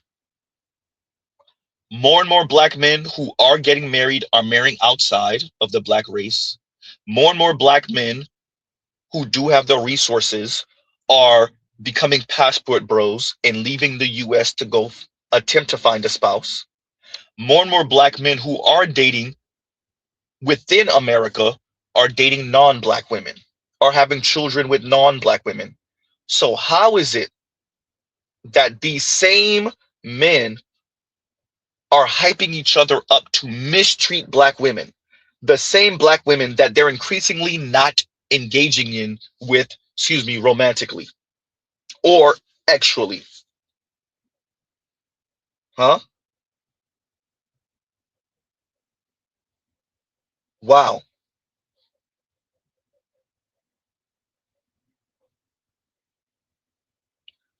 Once again, this is that feminist talk, right? Especially in the era of the manosphere, black manosphere, the way she's speaking triggers certain ideas, right? A bunch of black men on the internet or in person hyping each other up to mistreat black women in specific, mistreat women and mistreat black women in specific. Meanwhile, an increasing amount of black men are staying away from black women, not attending speeding events, matchmaking events, and mixers with black women. A number of black men, this is what they're engaging in. Dating outside the black race, attempting to be passport bros or being passport bros. Oh man. And so this is the character assassination of black men by black women. Black men are hyping each other up to mistreat black women. Meanwhile, we have black women who speak like this. That if you are broke and I choose to deal with you, I will belittle you. It is what it is. If you are broke and I choose to deal with you, I will belittle you. Mistreat, right? I miss when men used to protect, provide, and shut up. I miss when men used to protect, provide, and shut up. Mistreat, right? This is what I tell average looking and below average looking women. If you can't date up, be alone. Life is easier that way. And I know that's controversial. I don't care. I don't care. Seeing men, black men in specific, as nothing but walking wallets. Mistreat, right? Wait, top tier. Your dick is not equal to my fucking pussies. Point blank period. His dick ain't equal to your fucking bills neither. God damn. Look, at the end of the day, I ain't Them fucking bills no got broke ass them nigga. bills got your name on it. They don't have his dick name on it. At the end of the day, I ain't fucking no broke ass nigga. Do what you want with your pussy. Yeah, you don't have to fuck no broke ass nigga. Straight up. You can fuck a nigga that ain't broke. That's not a problem. But just because he ain't paying your bills, don't mean he fucking broke. That mean it ain't his goddamn responsibility. Your bills got your name on it. It don't have his dick name on it. Okay, you're right. I land my plane. You see how that mouth? Your private parts aren't on the same level as my private parts. Mistreat, right? I'm making this as a PSA to any man that ever thought he had a chance with me or any man that wants a chance with me. If you like 50-50, stay where you're at, baby, because this mouth is only going to get more egregious. I promise you that. I'm paying these big bills and you think I'm not about to be talking to you out the side of my mouth? Watch this. Watch this. If we're in relationship or if we're in any type of intimate connection and I'm paying big bills, I will be talking to you out the side of my neck. Mistreat, right? The problem is we don't have enough women disrespecting men. We don't have enough women humbling these men and putting them in their place. We need to start making these men feel worthless because they are, okay? Call him a bitch. Disrespect him. Put him down. Make him feel bad about himself. Like, what's going on here? I feel like we're losing the plot. Like, I'm seeing too many marriages and too many people getting in these relationships. That's why these men think that they're the prize. Because y'all are putting them on this pedestal, making them feel like they're the prize. No. It's your job as a woman to put that man down and put him in his place. Treat him like the animal he is. Treat him like the animal he is. Ooh, mistreat, right? I do believe genuinely that there needs to be a public works department that is dedicated to being mean to men. Like Parks and Rec, like sewage, like being mean to men. Or we could laterally integrate, we could laterally integrate being mean to men into these departments. Like pick up the trash, degrade a man, you know what I mean? Clean up a park, insult a man. We've said it time and time again. Women in a relationship with a shitty man, we turn him into a good man for the next woman, right? What if we all just collectively, because what's happening in those relationships is we're bullying them. That's what's happening. What if we all just did that? I do think that. Degrade a man, insult a man, bully, ooh, mistreat, right? Oh man. So we have these women admitting to mistreating men or advocating for mistreating men, and yet the young lady is talking about black men hyping each other up to mistreat women, and we know she's primarily speaking about black women. Meanwhile, as a man, if you don't have house core job, don't look for a woman with house core job. And for the men that complain about women that do that, look for a man that has all three, and they don't have all three. We can do that. We are women. You want us. You need us. Y'all want one thing from us. And mad because we boss y'all around because you're a fucking servant. You're a provider, right? You're a protector, right? You're a security guard, and you're a goddamn assistant. Know your place. Stop being contradicting. And bow down. Because I'm sick of it.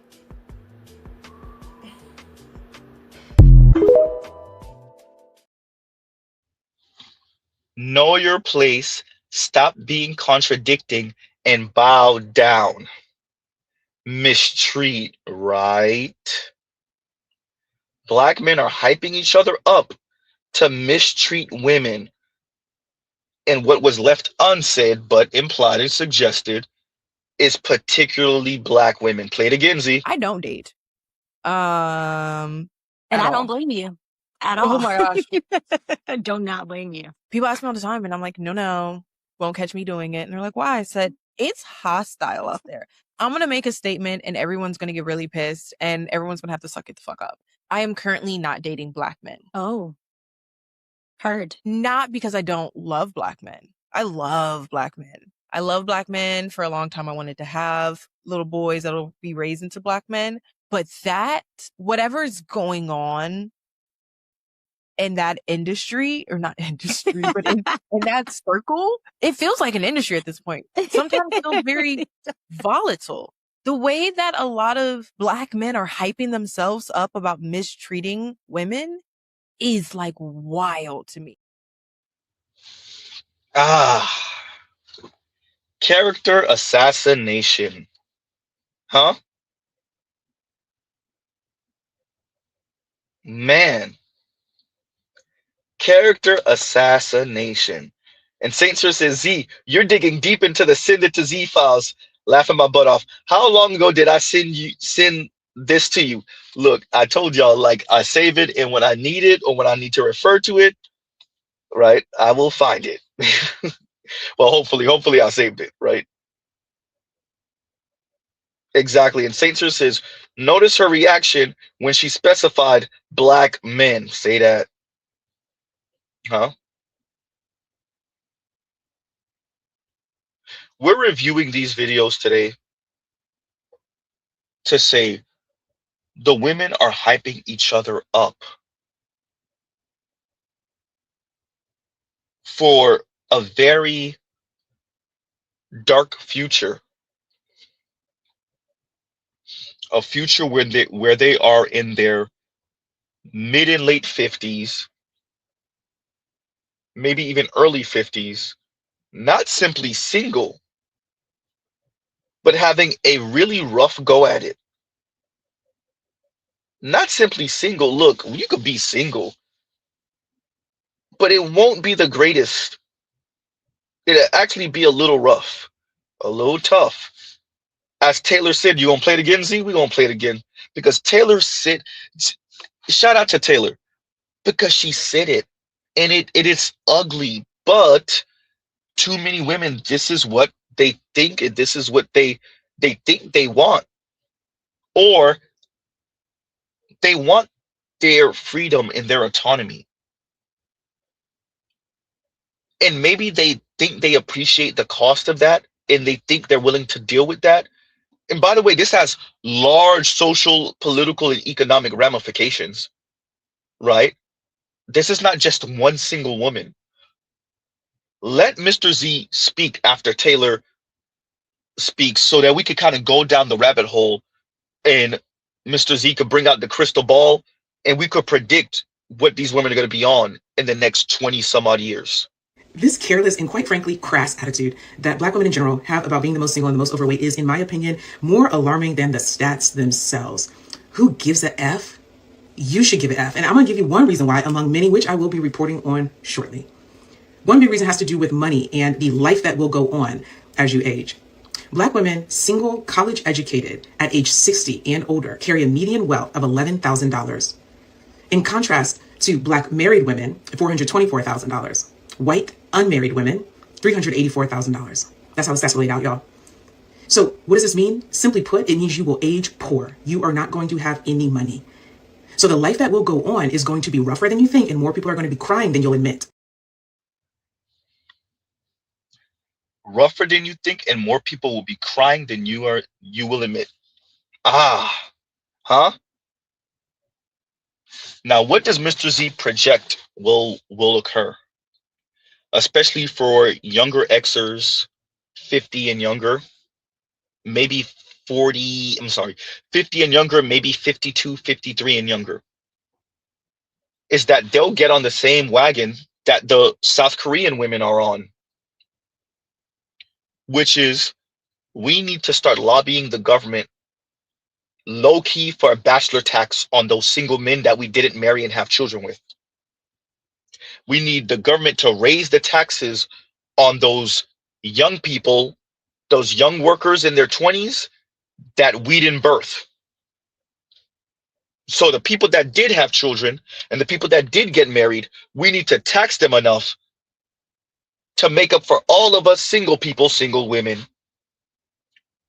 who didn't have children, who don't have our husband's social security that we can cobble together with our social security when he passes, or if he's still alive, and make away with our retirement, our pension, and our 401k. Stop it.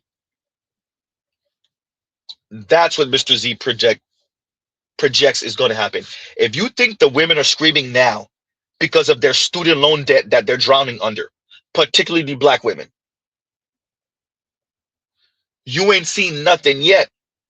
When those bodies start to slow down, when they're looking to retire in their mid and late 50s, early 60s, and they're going to see their financial advisor and trying to see of who, and shout out to Sauchi. I don't know where Sauchi is. We haven't heard from him in a little bit. At least Mr. Z hasn't. But when they go start speaking to their tax man or woman, or going to speak to their financial advisor, and they're like, oh, I'm supposed to be assuming the retirement age is going to stick at 67. It's not. If there is even a retirement age in the next 20 years, don't hold your breath. When they start speaking to their financial advisor of, I have another 5 years, 7 years, decade left. Okay, I came to see you. I think it's about time for me to start seeing what my money looks like and what I'm going to do. And their financial advisors start going through it with them. Ma'am, you don't have enough to retire. Huh? Ma'am, you have to work another 20 years. You can't retire. You 57? For it to work, you gonna have to retire at 78, 79, 80. Stop it. Huh? Yeah. Madam, you're gonna have, who's gonna tell women that they're gonna have to work until they pass? Who's gonna tell them that? You can't retire, ma'am. Huh? Yeah. And Vince's Cat Lady Supplemental Tax Program. You hear me? Who's gonna tell the ladies that? You live free and fast, you did your single life, you bought a home you couldn't afford, you end up giving it up or it foreclosed, you got into a condo that you shouldn't have gotten into, you spent way too long living in apartments, you still live in an apartment,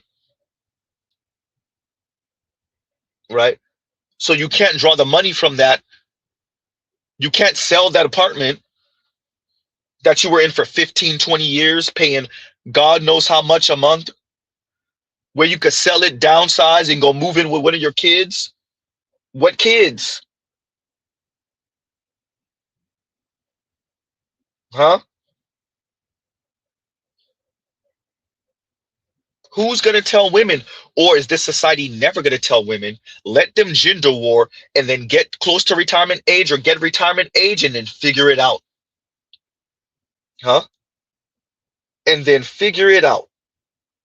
And that's an ugly life. Shout out to Golden Girls. We'll see if the ladies don't engage in that. And by the way, if they can make it work, I mean, Mr. Z can mock and make fun, but no, if they can make it work, cool. I really mean that. I really mean that. But the likeliness, y'all come together, move into one of the women's spot and help each other with bills. One of the women that was married and then her husband passed, and then two of y'all move into those empty rooms and y'all cobble together how y'all gonna pay for these bills. Maybe the house is not finished paying off. It got another 5 years left, 10 years left, 7 years left. Or y'all find a 3-bedroom apartment and y'all move into that and y'all help each other out. Possible. The men might be doing it. The men are probably going to be doing it. Huh? Y'all know, y'all realize we are going to be, shout out to millennials and the youngest of Xers and definitely Gen Z, we are going to be 60-something-year-old people still talking about dating like we in our 20s. We are going to be 58 and 62 years old, still talking about dating like we're in our 20s. Girl, and I told him, I'll never want to see you again, Mr. Z Ramen. At 58 years old, 60, 62, 63, 65.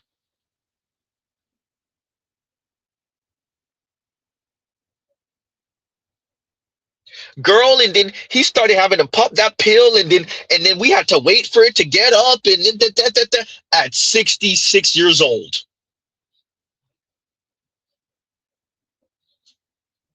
Huh?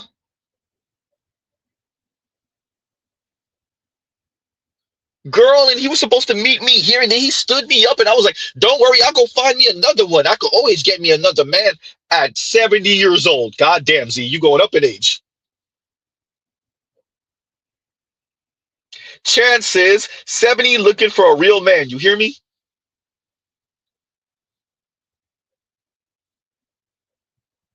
You imagine? And I don't know what's wrong with these men nowadays. And none of them are showing up to the senior matchmaking. At 73 years old. Okay, Z, stop. Huh?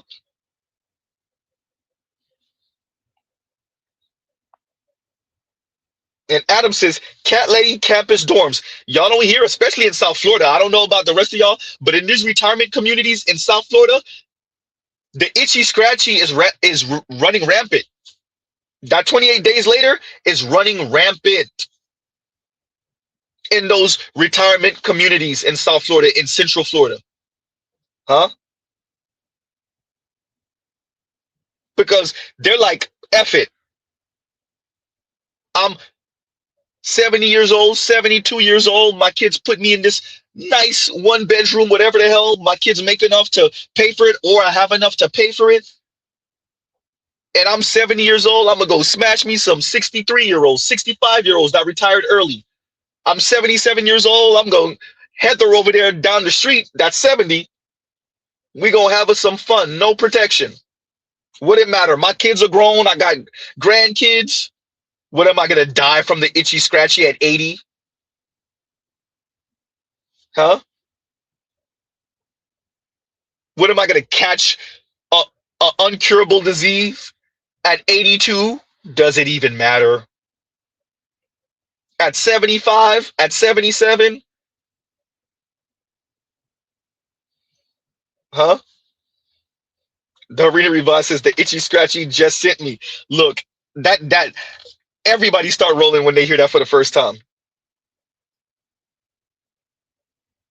Trail says, nah, Z, 80, she got to be a fit 50. But I'm saying that these retirement communities, these retirement centers, these retirement homes, you know, they have the whole retirement communities in South Florida. Well, not really in South Florida like that. That's a lie. When you start getting to like Central Florida or like North South Florida, like West Palm and stuff like that, over there by not too far from Mar-a-Lago where Trump is, and definitely in like West Florida, they have these like Naples, St. Pete, and stuff like that. They have some in Orlando too, right? These retirement communities, they have them in West Palm, these retirement communities, right?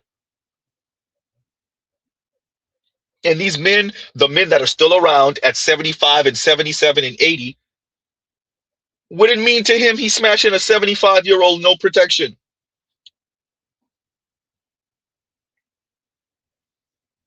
Does it even matter if she got the itchy scratchy or if he has the itchy scratchy? Yo, kids already grown for those of you that have kids,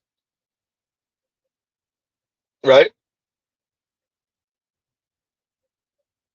Oh man. And Telescope says, don't matter, Z. No 66-year-old man wants a 66-year-old woman, Z. I hear you.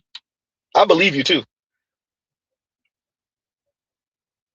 But I'm emphasizing we are going to be as millennials, right? It would have been one thing if we would have got divorced and we're on the other side and we're in these retirement homes. No, many of us would have never had children, never got married, and we earn enough to be in these retirement areas, or we retired and we have enough money and we want to be around people of similar age or whatever, however it worked. Or the ones of us that our kids came up on some real money and we don't want to live with them. We don't want to be a burden. So they stick us in one of these retirement centers, retirement homes. You're old, but you're still mobile. You still can function. Huh? And all hell Balamuccio says single 70s, single 60s.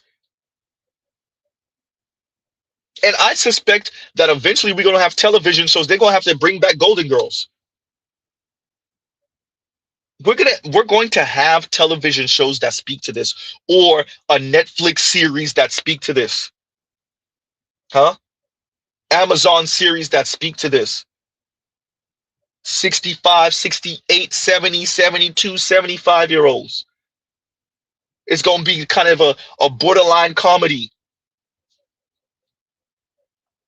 with 70-year-olds sounding like they 25 and 28-year-old, 32 years old. Talking about dating. Talking about who did who. Talking about, oh, his back went out when we were... Huh?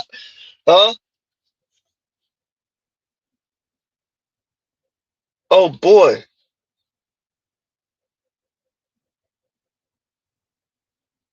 Oh, man. But that is going to be it, because so many of us as millennials and definitely Gen Z are going to be single. You imagine 40-year-old virgin actually being a thing? Like it won't even be that funny. We will have 40 and 42 and 45-year-olds, and this is their first time. 48 years old, 50 years old. The young lady is already 24 years old. She already told you she never held a man's hand before. even though she think men are evil and scary, but she want one. And I've never dated anyone before, and honestly at this point I'm afraid to, because men are scary and evil. They're scary and evil. What if one day he wakes up and decides he hates me and wants to kill me? What if he has a secret group chat where he's racist about me to all of his friends? What if one day we have this beautiful family and he loses his job and he's like, actually, you know what, I'll kill myself and kill my entire family? Men are really scary. They're really scary and evil. Or what if he just pretends to like me so that he can have sex with me? What if he does that? What if he just pretends to like me so that he can have sex with one of my friends? I don't know. Men are scary and evil, and I want to be in a relationship, but I don't know if I'm sweating it that much when I realize that most men are evil. I don't know if I'm sweating it that much when I realize that most men are evil. That's when the feminist program kicked in. The decenter men program kicked in. Huh? That you saw it kick in. A woman like this could go from 24 to 34, 34 to 44. She said she's 24. She never even held a man's hand before. Huh? And shout out to Black Uru, because Black Uru called it a few streams ago when I played this young lady, and he said, if she said she never held a man's hand before, ain't no way she grew up around black men, black boys. Black Uru called it. Now she talking about, what about if he's racist? Black Uru, you called it. You called it. Play that intro, Gimsy. And I've never dated anyone before, and honestly at this point I'm afraid to, because men are scary and evil.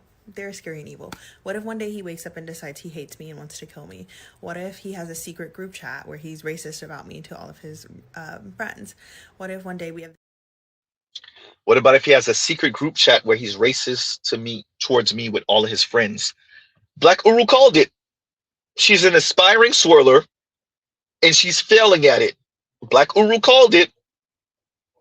Yeah, I seen her full shape, and I'm not gonna say too much about it. With that, one of these brothers would have still tried to. You would have held some young black man's hand when you were a kid. You were a kid, he was a kid. For you to say you never held a man's hand, a male's hand, boy or man. Black Uru called it from a few streams ago. And he's right. She's an aspiring swirler. Oh, Trell said I cut it off too soon. Keep on going? Okay, pause. Let's go. And I've never dated anyone before, and honestly at this point I'm afraid to, because men are scary and evil. They're scary and evil. What if one day he wakes up and decides he hates me and wants to kill me? What if he has a secret group chat where he's racist about me to all of his friends? What if one day we have this beautiful family and he loses his job and he's like, actually, you know what, I'll kill myself and kill my entire family? Men are really scary. They're really scary and evil. Or what if he just pretends to like me so that he can have sex with me? What if he does that? What if he just pretends to like me so that he can have sex with one of my friends? I don't know. Men are scary and evil, and I want to be in a relationship, but I don't know if I'm sweating it that much when I realize that most men are evil. Shout out to the young lady. Swirler fantasies and dreams dashed. Let's call a thing, number one. Number two, she's giving the hints. Mr. Z didn't really catch it too much earlier, but we're here now, right? Okay. I suspect this young lady ends up with her magical, mythical white man, but it ain't gonna be Chisel Chin Chad. As Charles says, he's gonna be Cheddar Bob. Shout out to Charles Faulkner Jr. She gonna end up with basic ass Brad, maybe college educated, maybe not, but meh looking. Huh? And Trell says it, yep, none of that speaks about black men. Yeah. The family annihilation, the racist chat, yeah. Right? And Vince says, I don't feel no type of way because she ain't talking about us. But she's not specifying white men in specific. Now, is she, or non-black men? And because she's black, the assumption is black men still. You need to be clear, madam.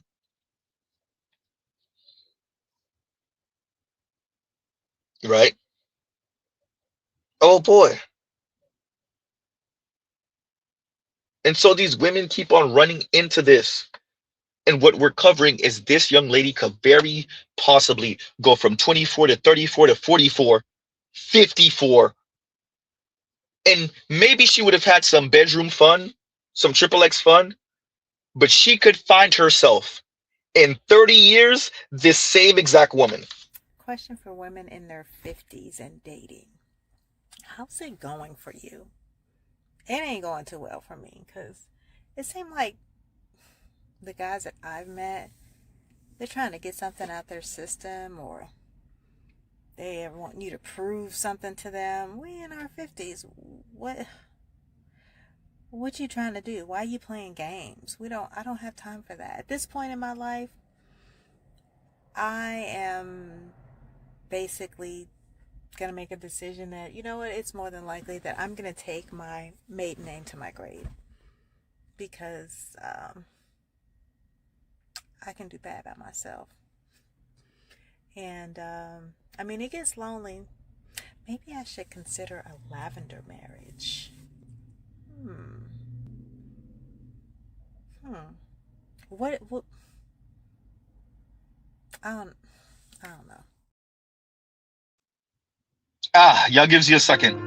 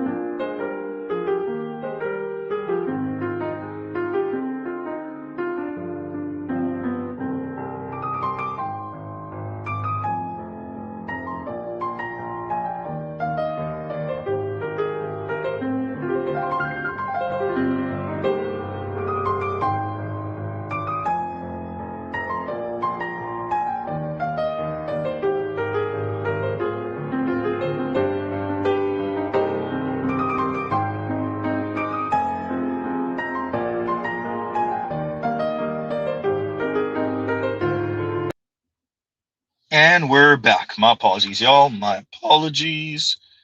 Just trying to get through some stuff. But yeah, right? So this is where we are. It is very possible that young lady goes from the age she is in now to the older woman I just played. And why does that matter, Z? Why should it matter to us? At scale, that's a societal problem. And guess what? For us as millennial black men, that is definitely going to be a societal problem. That is a societal problem, right?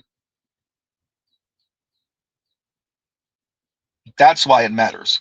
Not because it should matter to us as individual black men, but at scale. This is where JD Vance just walked into the room. JD Vance just entered the chat, single cat ladies. And you have to appreciate they will be attempting to vote in the next 20 to 30 years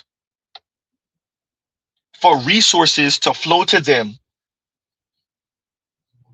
even though they didn't have children. Okay, fine. Let's say she never had children, she never got married. Did she work for any nonprofit? Did she work for local, state, federal government? Right? Do y'all understand why Mr. Z is saying that? Was she a contributing member to her community, to the society, to the country? Was she in the military? Right? Okay, did she work for any of the military suppliers? Okay, so if she didn't engage, did she work for the post office? Goddamn. Okay. Did she buy American? Did she have a Ford, a Chevy, a Dodge? Why does all that matter, Z? Because what you will find is that not only did these women not have children, not only did they not get married, but they lived a very selfish life, right? They didn't work for government. They weren't in the military.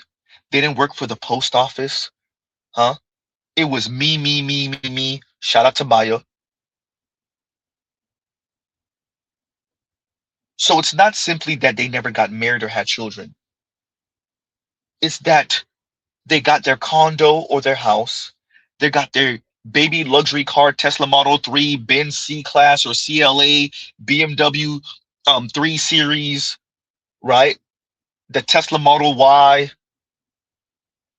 any number of crossover SUVs, luxury crossover SUVs, the X3, the X4, the X2, the GLA Benz, the GLC, the GLE, etc., etc., etc. Huh? Corolla Cross Sport, RAV4, huh? Nissan Rogue, etc., etc. Right?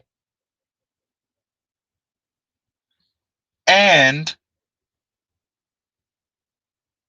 then they start aging and they're 40 some odd and 50 some odd, and now it's time to retire. We're getting close to retirement. And this is when it's time to tax the men that I didn't have children with, and time to tax the children that are adults now in working age that I didn't have, to subsidize me for the money that I didn't make, that I didn't put back in the system adequately enough, at least, right? For the money I didn't save. And I'm arguing that that is the future for us millennials and Gen Z. For the men and especially the women. Meanwhile, the women are telling you how they're a different type of woman and they don't get along with black men, or at least black men don't view them a certain way. I wrote a piece on Substack about how I just don't believe that I'm black men's type. And the reason I say this is because I hold very radical values and I have a very decolonized point of view on life and success and relationships. And a lot of values that I have, they just don't align with plenty of black men. And the black men that do align with it, they're not really like physically attractive to me. And also, they tend to be very much so into like polyamory and stuff like that, which nothing is wrong with that, but it's just like, that's not my thing. Like I want a committed relationship, you feel me? Also, I find it like I'm very whimsical, I'm very kooky, I'm very like I'm the woo-woo lady, I'm very witchy, but I'm also very logical, I'm also very practical. And but as far as like my whimsical side, like a lot of black men, like niggas, they don't be liking that shit. Like they do not be liking that shit. I'm very neurospicy. I'm autistic. I'm very much so on the spectrum. I have ADHD, and for me, I would need to be with a black man who's very patient, who's very gentle with me, who's very like tender with me, because of the things that come with being on the spectrum. And what I find is that in my experience, a lot of black men, they get irritated with the constant crying spells. They get irritated with my sensitivity, with my big, large, passionate emotions. It irritates them, and they would rather be with somebody else that, you know, where they don't have to deal with all those problems. I also do not fit the black beauty standard. You know, I'm very slim, very petite. And I've recognized that as I get older, because I am 26 years old, I'll be 27 in a couple months. When I stand next to other black women my age, I feel like I feel very underdeveloped, even though I am very like, I have a shape, I have hips, I have very wide hips, and my ass is pretty fat. But I'm still very tiny, I'm still very petite, and I constantly find that like a lot of black men, they mostly prefer women who are on the thicker side, which nothing is wrong with that, but that's just not me. Genetically, like a lot of women in my family are just very tiny. I'm very small. I'm not a thick girl. I don't think I ever will be, and I've tried to like gain weight and do different things to gain weight, but it's just like, genetically, I'm just small. I just have a small frame. I have no desire to be submissive. Like, I'm not a submissive woman. I'm Big Mama. Period. Like, I do be cursing niggas out. I hold niggas accountable. I most definitely tell niggas when I feel wronged. I express my emotions. I'm like a mirror to niggas. I make them see themselves. And apparently, like, a lot of niggas, they just don't like that. They don't like it. They want you to shut up. They want you, they want to deal with people who will not call them out for their bullshit. That's what they want. It's easier for them. It really is. And, you know, I'm not mad at it. I ain't mad at it, but I'm noticing like a pattern. Like, they don't like to be held accountable. They just like to be babied. They like to be coddled. And it's like, I don't got time for that shit. No, she really got on here and said, I'm not black men's type because I'm too radical. Because I'm too smart. I'm too woke. And black men don't like that. And then tried to intellectualize it. When I say there's a problem in academia, this is what I'm talking about. I'm talking about the intellectualization of internalized self-hate and internalized white supremacist values. That's what I'm talking about.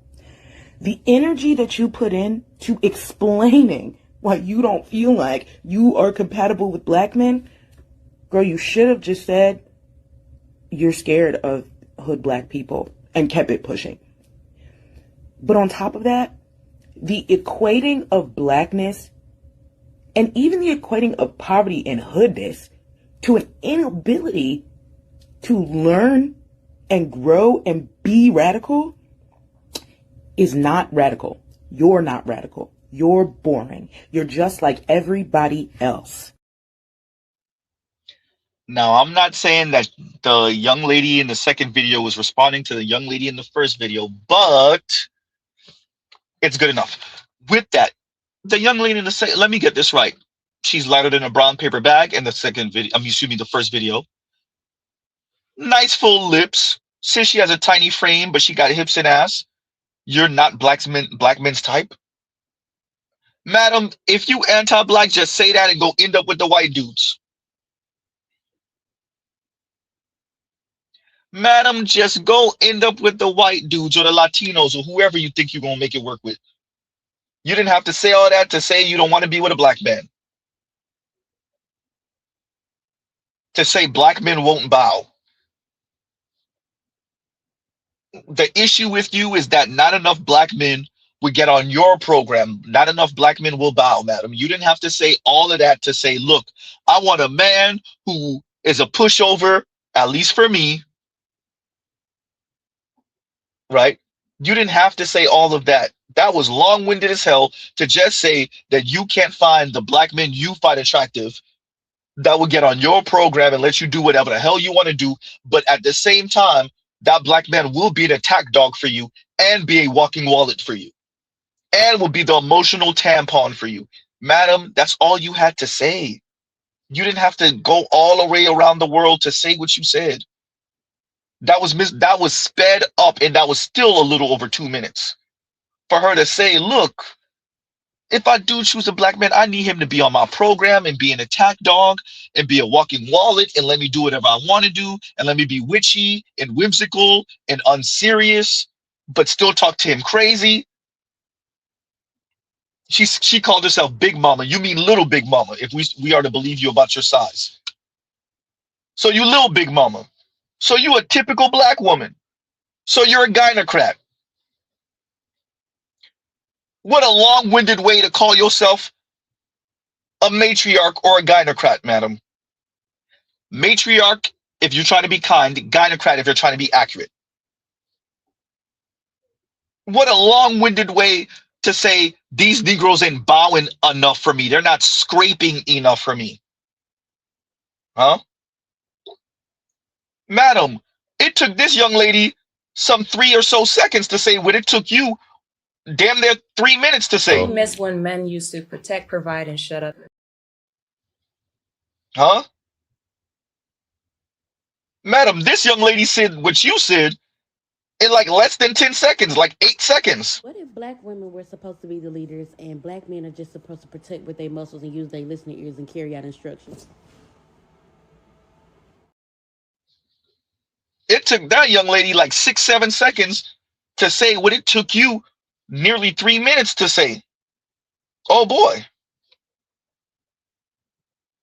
Z, please, for the love of God. As a man, if you don't have house core job, don't look for a woman with house core job. And for the man that complain about women that do that, look for a man that has all three, and they don't have all three. We can do that. We are women. You want us. You need us. Y'all want one thing from us. And mad because we boss y'all around because you're a fucking servant. You're a provider, right? You're a protector, right? You're a security guard and you're a goddamn assistant. Know your place. Stop being contradicting.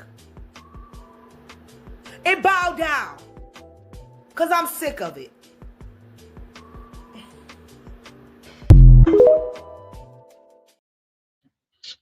Like, share, subscribe, hit the super chat. So it took that young lady a minute to say what it took you almost 3 minutes to say.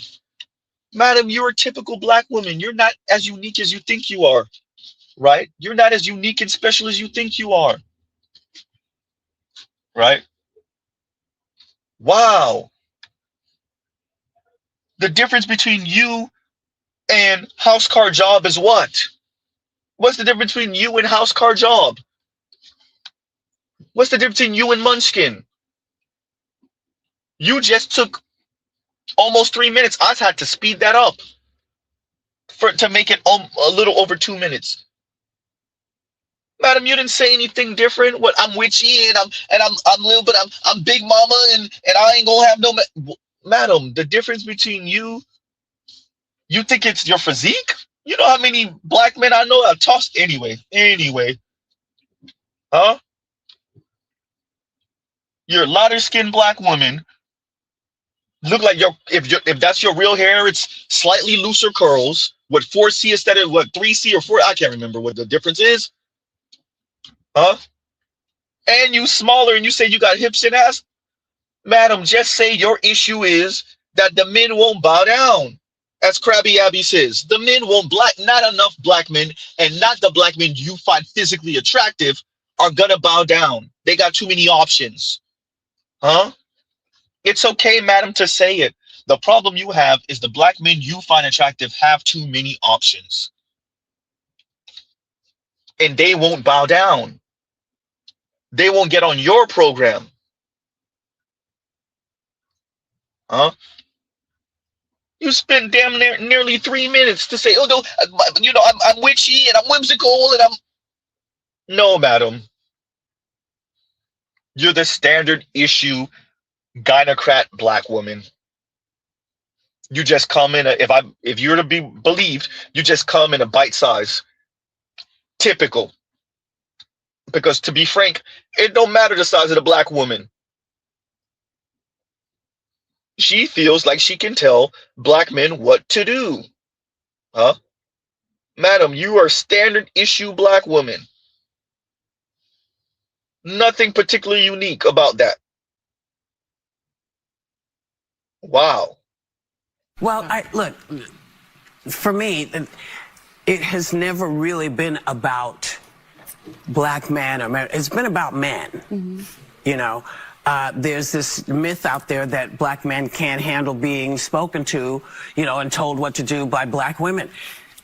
Black men come from our bodies. Yeah.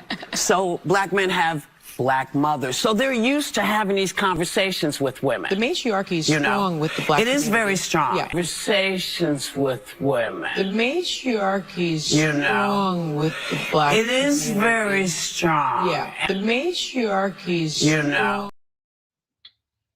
Madam, you're a gynocrat. A matriarch if you want to be kind.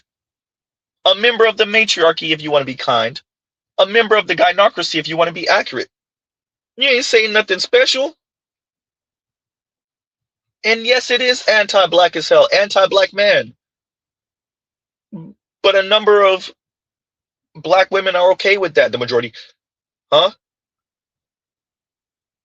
Play it for the people again, Z. I wrote a piece on Substack about how I just don't believe that I'm black men's type. And the reason I say this is because I hold very radical values and I have a very decolonized point of view on life and success and relationships. And a lot of values that I have, they just don't align with plenty of black. Who said sounded like a response to me? You're right, because I missed that radical part in the beginning. Where is it? Where is that comment? Where is that comment? Wait a minute. Yeah. It's Stepson. Stepson said sounded like a response to me. You're right. You're right. We're gonna play them back to back again now. I wrote a piece on Substack about how I just don't believe that I'm black men's type. And the reason I say this is because I hold very radical values and I have a very decolonized point of view on life and success and relationships and a lot of values that I'm sorry, y'all, but Dr. Dunbar triggered this, and Dr. Dunbar says radical values. Exactly. Dr. Dunbar, imagine being a black woman in America and essentially advocating for the gynocracy and think you're saying something radical. You're advocating for the black gynocracy. You're saying these black men ain't bowing down. The men that get on your program you don't find physically attractive, and the ones that you find physically attractive won't get on your program, and you big mama right? And you're whimsical, huh? And you're radical and actually think you're saying something radical as a black woman talking like that in America, huh? Imagine sounding like her and thinking that you're saying something any different than about 70, 80, 90% of black women in America, 95.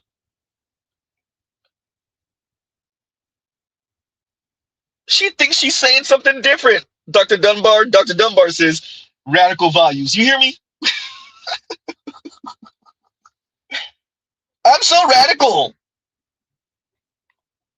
Thank you, Dr. Dunbar. I'm not meek, submissive, or cooperative. And she thinks she's saying something different and radical as a black woman. Meanwhile, how many of our sons are marrying out nowadays? Oops. She says she's 26. Do you understand why the 26-year-olds are dating and marrying with their 26 years old? They're right now, her black male counterpart is dating a Latina or a white girl. And if they lucky, maybe an Asian. Her black male counterpart right now is holding a white girl's hand. And in 2 to 3 years, he'll be married to that white girl. Maybe 4 or 5 years. Huh?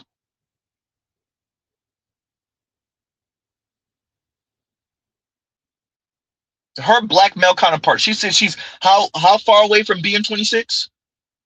Your black male counterpart, and even if he's not dating the exact same Latina or white woman that he's going to end up with, he's already in those circles. And the next couple years, he's going to be dating one of those women, Latina, white, Asian. In about 3 to 4 years, 5 years, maybe 6, he'll be married to a Latina or a white woman. And definitely, if not married, have a baby from a Latina or white. Now, that one with the Asian out of wedlock, probably not. She thinks she's saying something special or unique. You're not. Shout out to all the uninitiated Xers and boomers. Not so much boomers, Xers in this case.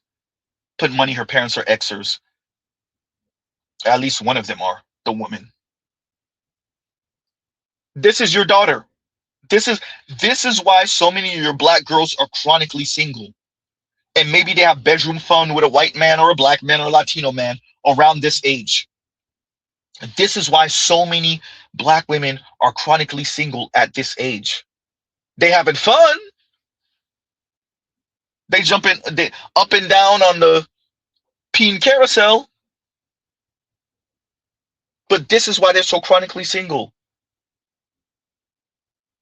Maybe she find her an extreme leftist white dude that she finds attractive, that they'll have fun. But Brad is gonna Brad eventually. It ain't gonna last. Huh? Continuing. I wrote a piece on Substack about how I just don't believe that I'm black men's type. And the reason I say this is because I hold very radical values and I have a very decolonized point of view on life and success and relationships. And a lot of values that I have, they just don't align with plenty of black men. And the black men that do align with it, they're not really like physically attractive to me. And also, they tend to be very much so into like polyamory and stuff like that, which nothing is wrong with that, but it's just like, that's not my thing. Like I want a committed relationship. You feel me?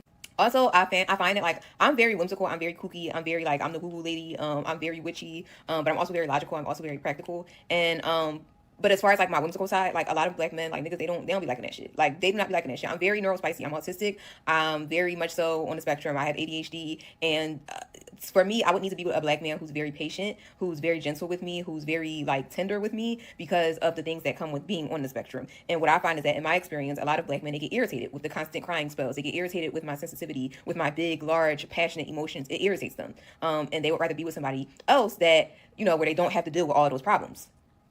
I also do not fit the black beauty standard. I'm very slim, very petite. And I recognize that as I get older, because I am 26 years old, I'll be 27 in a couple months. When I stand next to other black women my age, I feel like I feel very underdeveloped, even though I am very I have a shape. I have hips, I have very wide hips, and my ass is pretty fat. But I'm still very tiny, I'm still very petite, and I constantly find that like a lot of black men, they mostly prefer women who are on the thicker side, which nothing is wrong with that, but that's just not me. Genetically, a lot of women in my family are just very tiny. I'm very small. I'm not a thick girl. I don't think I ever will be, and I've tried to gain weight and do different things to gain weight, but it's just genetically I'm just small. I just have a small frame. I have no desire to be submissive. Like, I'm not a submissive woman. I'm Big Mama. Period. Like, I do be cursing niggas out. I hold niggas accountable. I most definitely tell niggas when I feel wronged. I express my emotions. I'm like a mirror to niggas. I make them see themselves. And apparently, like, a lot of niggas, they just don't like that. They don't like it. They want you to shut up. They want they want to deal with people who will not call them out for their bullshit. That's what they want. It's easier for them. It really is. And, you know, I'm not mad at it. I ain't mad at it. But I'm noticing, like, a pattern. Like, they don't like to be held accountable. They just like to be babied. They like to be coddled. And it's like, I don't got time for this shit. And Ainu says she's a chihuahua, you hear me? Aggressive, but simultaneously fragile. Aggressive, yet fragile. Huh? She tells you she needs you to be mindful of her emotions and her feelings, and she go through crying spells and whatnot, but she gonna tell you how it is. This isn't the standard black woman. Madam, what do you think you're saying that's new or unique? Standard issue black woman here. In other words, I could talk to you crazy, but you can't talk to me crazy because my feelings. And I need you to be patient with me. Wow. Huh? And once again, the response. No, she really got on here and said, I'm not black men's type because I'm too radical. Because I'm too smart. I'm too woke. And black men don't like that.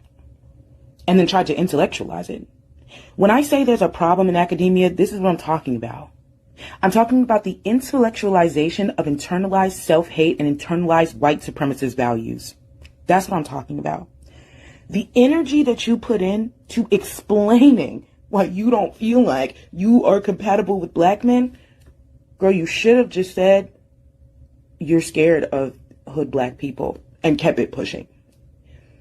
But on top of that, the equating of blackness and even the equating of poverty and hoodness to an inability to learn and grow and be radical is not radical.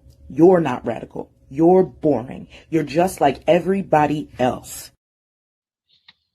She's your standard black woman, young lady. She's your standard. You know what she give me? She give me bite-sized, no pun, bite-sized real talk with Yanny vibes. I wrote a piece on Substack about how I just don't believe that I'm black men's type. She's bite-sized real talk with Yanny. Ain't nothing too much different. Huh? Decenter men. This is not coming from a place of hurt, trauma. This is coming from a place of peace and happiness. And I just remember when I used to go out, and I used to just go out just to have a good time, laugh, great conversations, and just being a personality. My personality wasn't about getting a man. It was just about having fun. And I just... She's bite-sized real talk with Yanny. What's the difference? That's a real question, everyone. What is the difference?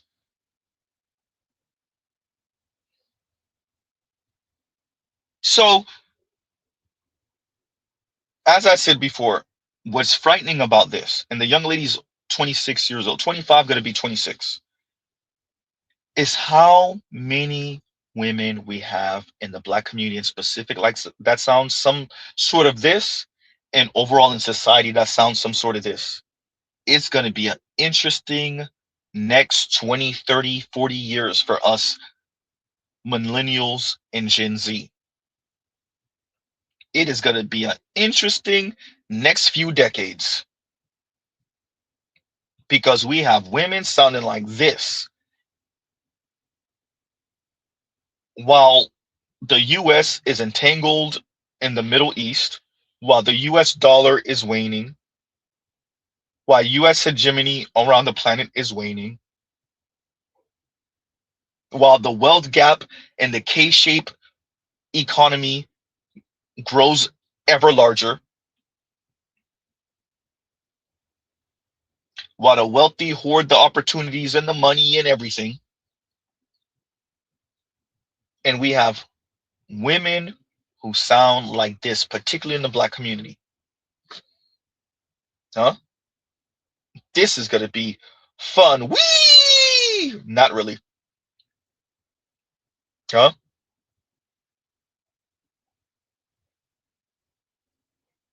Oh man.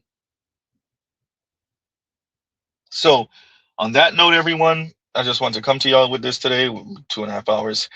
Um, and I want to play one more video again because I think it speaks a lot to the sisterhood and how it's encouraged in the women who stand outside of this. Continuing. So apparently, I'm hearing that 1,000 single women showed up to a church singles event, and only like 20, 30 men showed up. See, I tried to let y'all slide on roasting y'all when I saw you bitches was going on that Pop the Balloon show. I tried to let you slide, but see, this is when I got something to say. Bitch, y'all full of cap. Y'all full of shit. All the shit that y'all get on here talking is for the internet. It's not how you feel in real life. See, in real life, you bitches actually want a man. But you get on the internet and cap for one another because you don't want nobody to know that you want a man, because you don't want to be called a pick-me.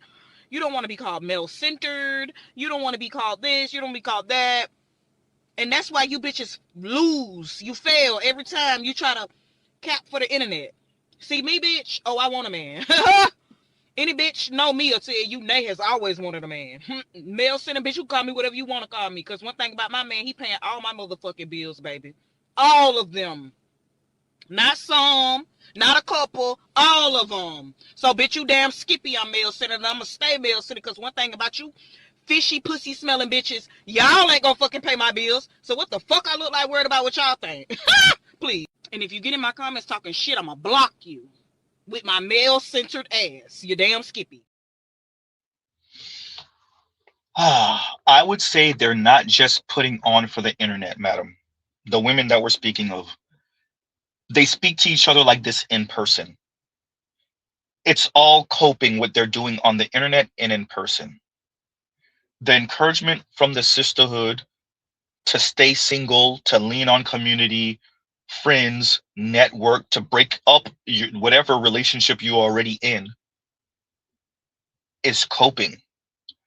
Women truly don't believe that other women are trying to sabotage them unless it's unmistakably blinding. It has to be retardedly obvious. They have to catch her saying the words. They have to catch her initiating with their man. It has to be stupidly obvious. But when they're whispering in each other's ear and negative comments about men or sexist tropes or whatever, the women in relationships, the women who are single but seek intimate relationship with a man, they don't see that as sabotage. No, the sisterhood, Kevin Samuels is right. Rest in peace. Single women keeping women single is a thing. It is a thing. And there's studies that show that attractive women who are encouraged to cut their hair shorter at hair salons, women always telling other women, you could do better than him. He did what? I would have never took that. Ooh, girl, not me. Ooh, okay. Huh? Girl, if you like it, I love it. All those little backhanded comments.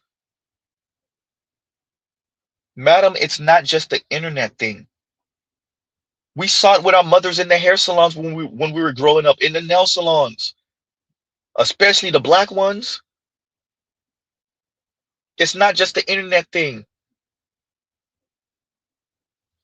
And I played it already. The women, yes, they want relationship with men, but at the same time, they have sexist tropes and ideas of men also. So they are conflicted. And I've never dated anyone before, and honestly at this point I'm afraid to, because men are scary and evil. They're scary and evil. What if one day he wakes up and decides he hates me and wants to kill me? What if he has a secret group chat where he's racist about me to all of his friends? What if one day we have this beautiful family and he loses his job and he's like, actually, you know what, I'll kill myself and kill my entire family? Men are really scary. They're really scary and evil. Or what if he just pretends to like me so that he can have sex with me? What if he does that? What if he just pretends to like me so that he can have sex with one of my friends? I don't know. Men are scary and evil, and I want to be in a relationship, but I don't know if I'm sweating it that much when I realize that most men are evil. Conflicted. So, everyone, on that note, we will pause right here. Love, peace, and chicken grease. Y'all go check out other Black Manosphere content, other non-Manosphere content, for the love of God. I wanted to come to y'all with this today. I'm not sure what I'm going to title it yet, but this is how female liberation, decenter men, lean on community, right? All of that. As a matter of fact, wait. Mr. Z messed up, because what we will do, because I think I have it. Y'all gives you a second.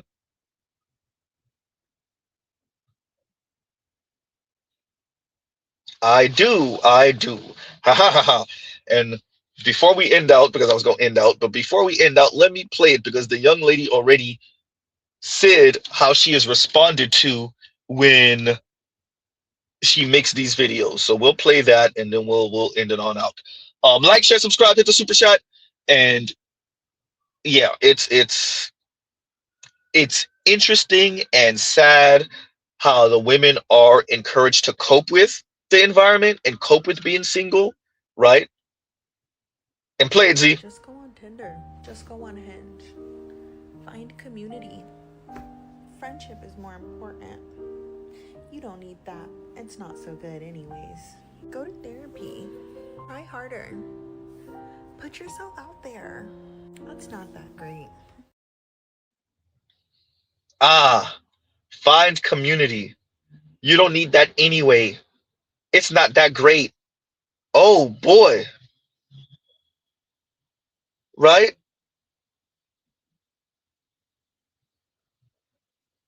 Find community. It's not that great. Wow. I appreciate that she's just spewing all of it. And she's still a misandrist. She is still a misandrist. But she's letting you know that in the comments, or maybe someone has stitched her video and made a comment, a woman, how she is being responded to. And that is how they're encouraged. Just go on Tinder. Just go on Hinge. Find community. Friendship is more important. You don't need that. It's not so good anyways. Go to therapy. Try harder. Put yourself out there. That's not that great. You don't need that. It's not that good anyways, or it's not that great anyways. Woo! Exactly. That is how she's encouraged. It's not that great anyway. You don't need that. This is what feminism has brought. Not first wave, not second wave. Third, fourth, and beyond, this is where we are. Trying to convince women, Black women in specific, and yes, we know she got a Brad fetish and whatnot. That's not even what we're focused on right now.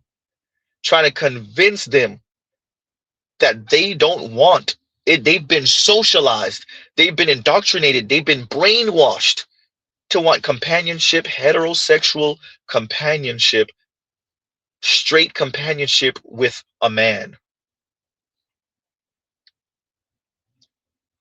Because the gender war has informed the women in the comments, even if they're in a relationship, that you can't let men see that you want to be with them. You have to make it seem like men are a burden. Being in a relationship with man is a burden. You have to make him pay somehow, through money, through energy, through time, through non-actual communication and activity. Being with a man is a burden. See, when you start sounding like this, you start sounding like you actually want one. You actually want one around. Oh no. We can't. Look, you giving up the game. Huh?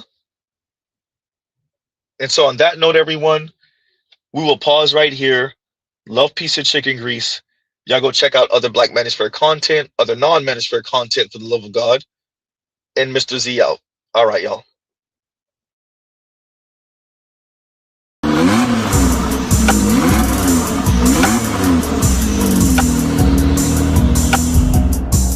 You are now listening to Mr. Z Black Effect.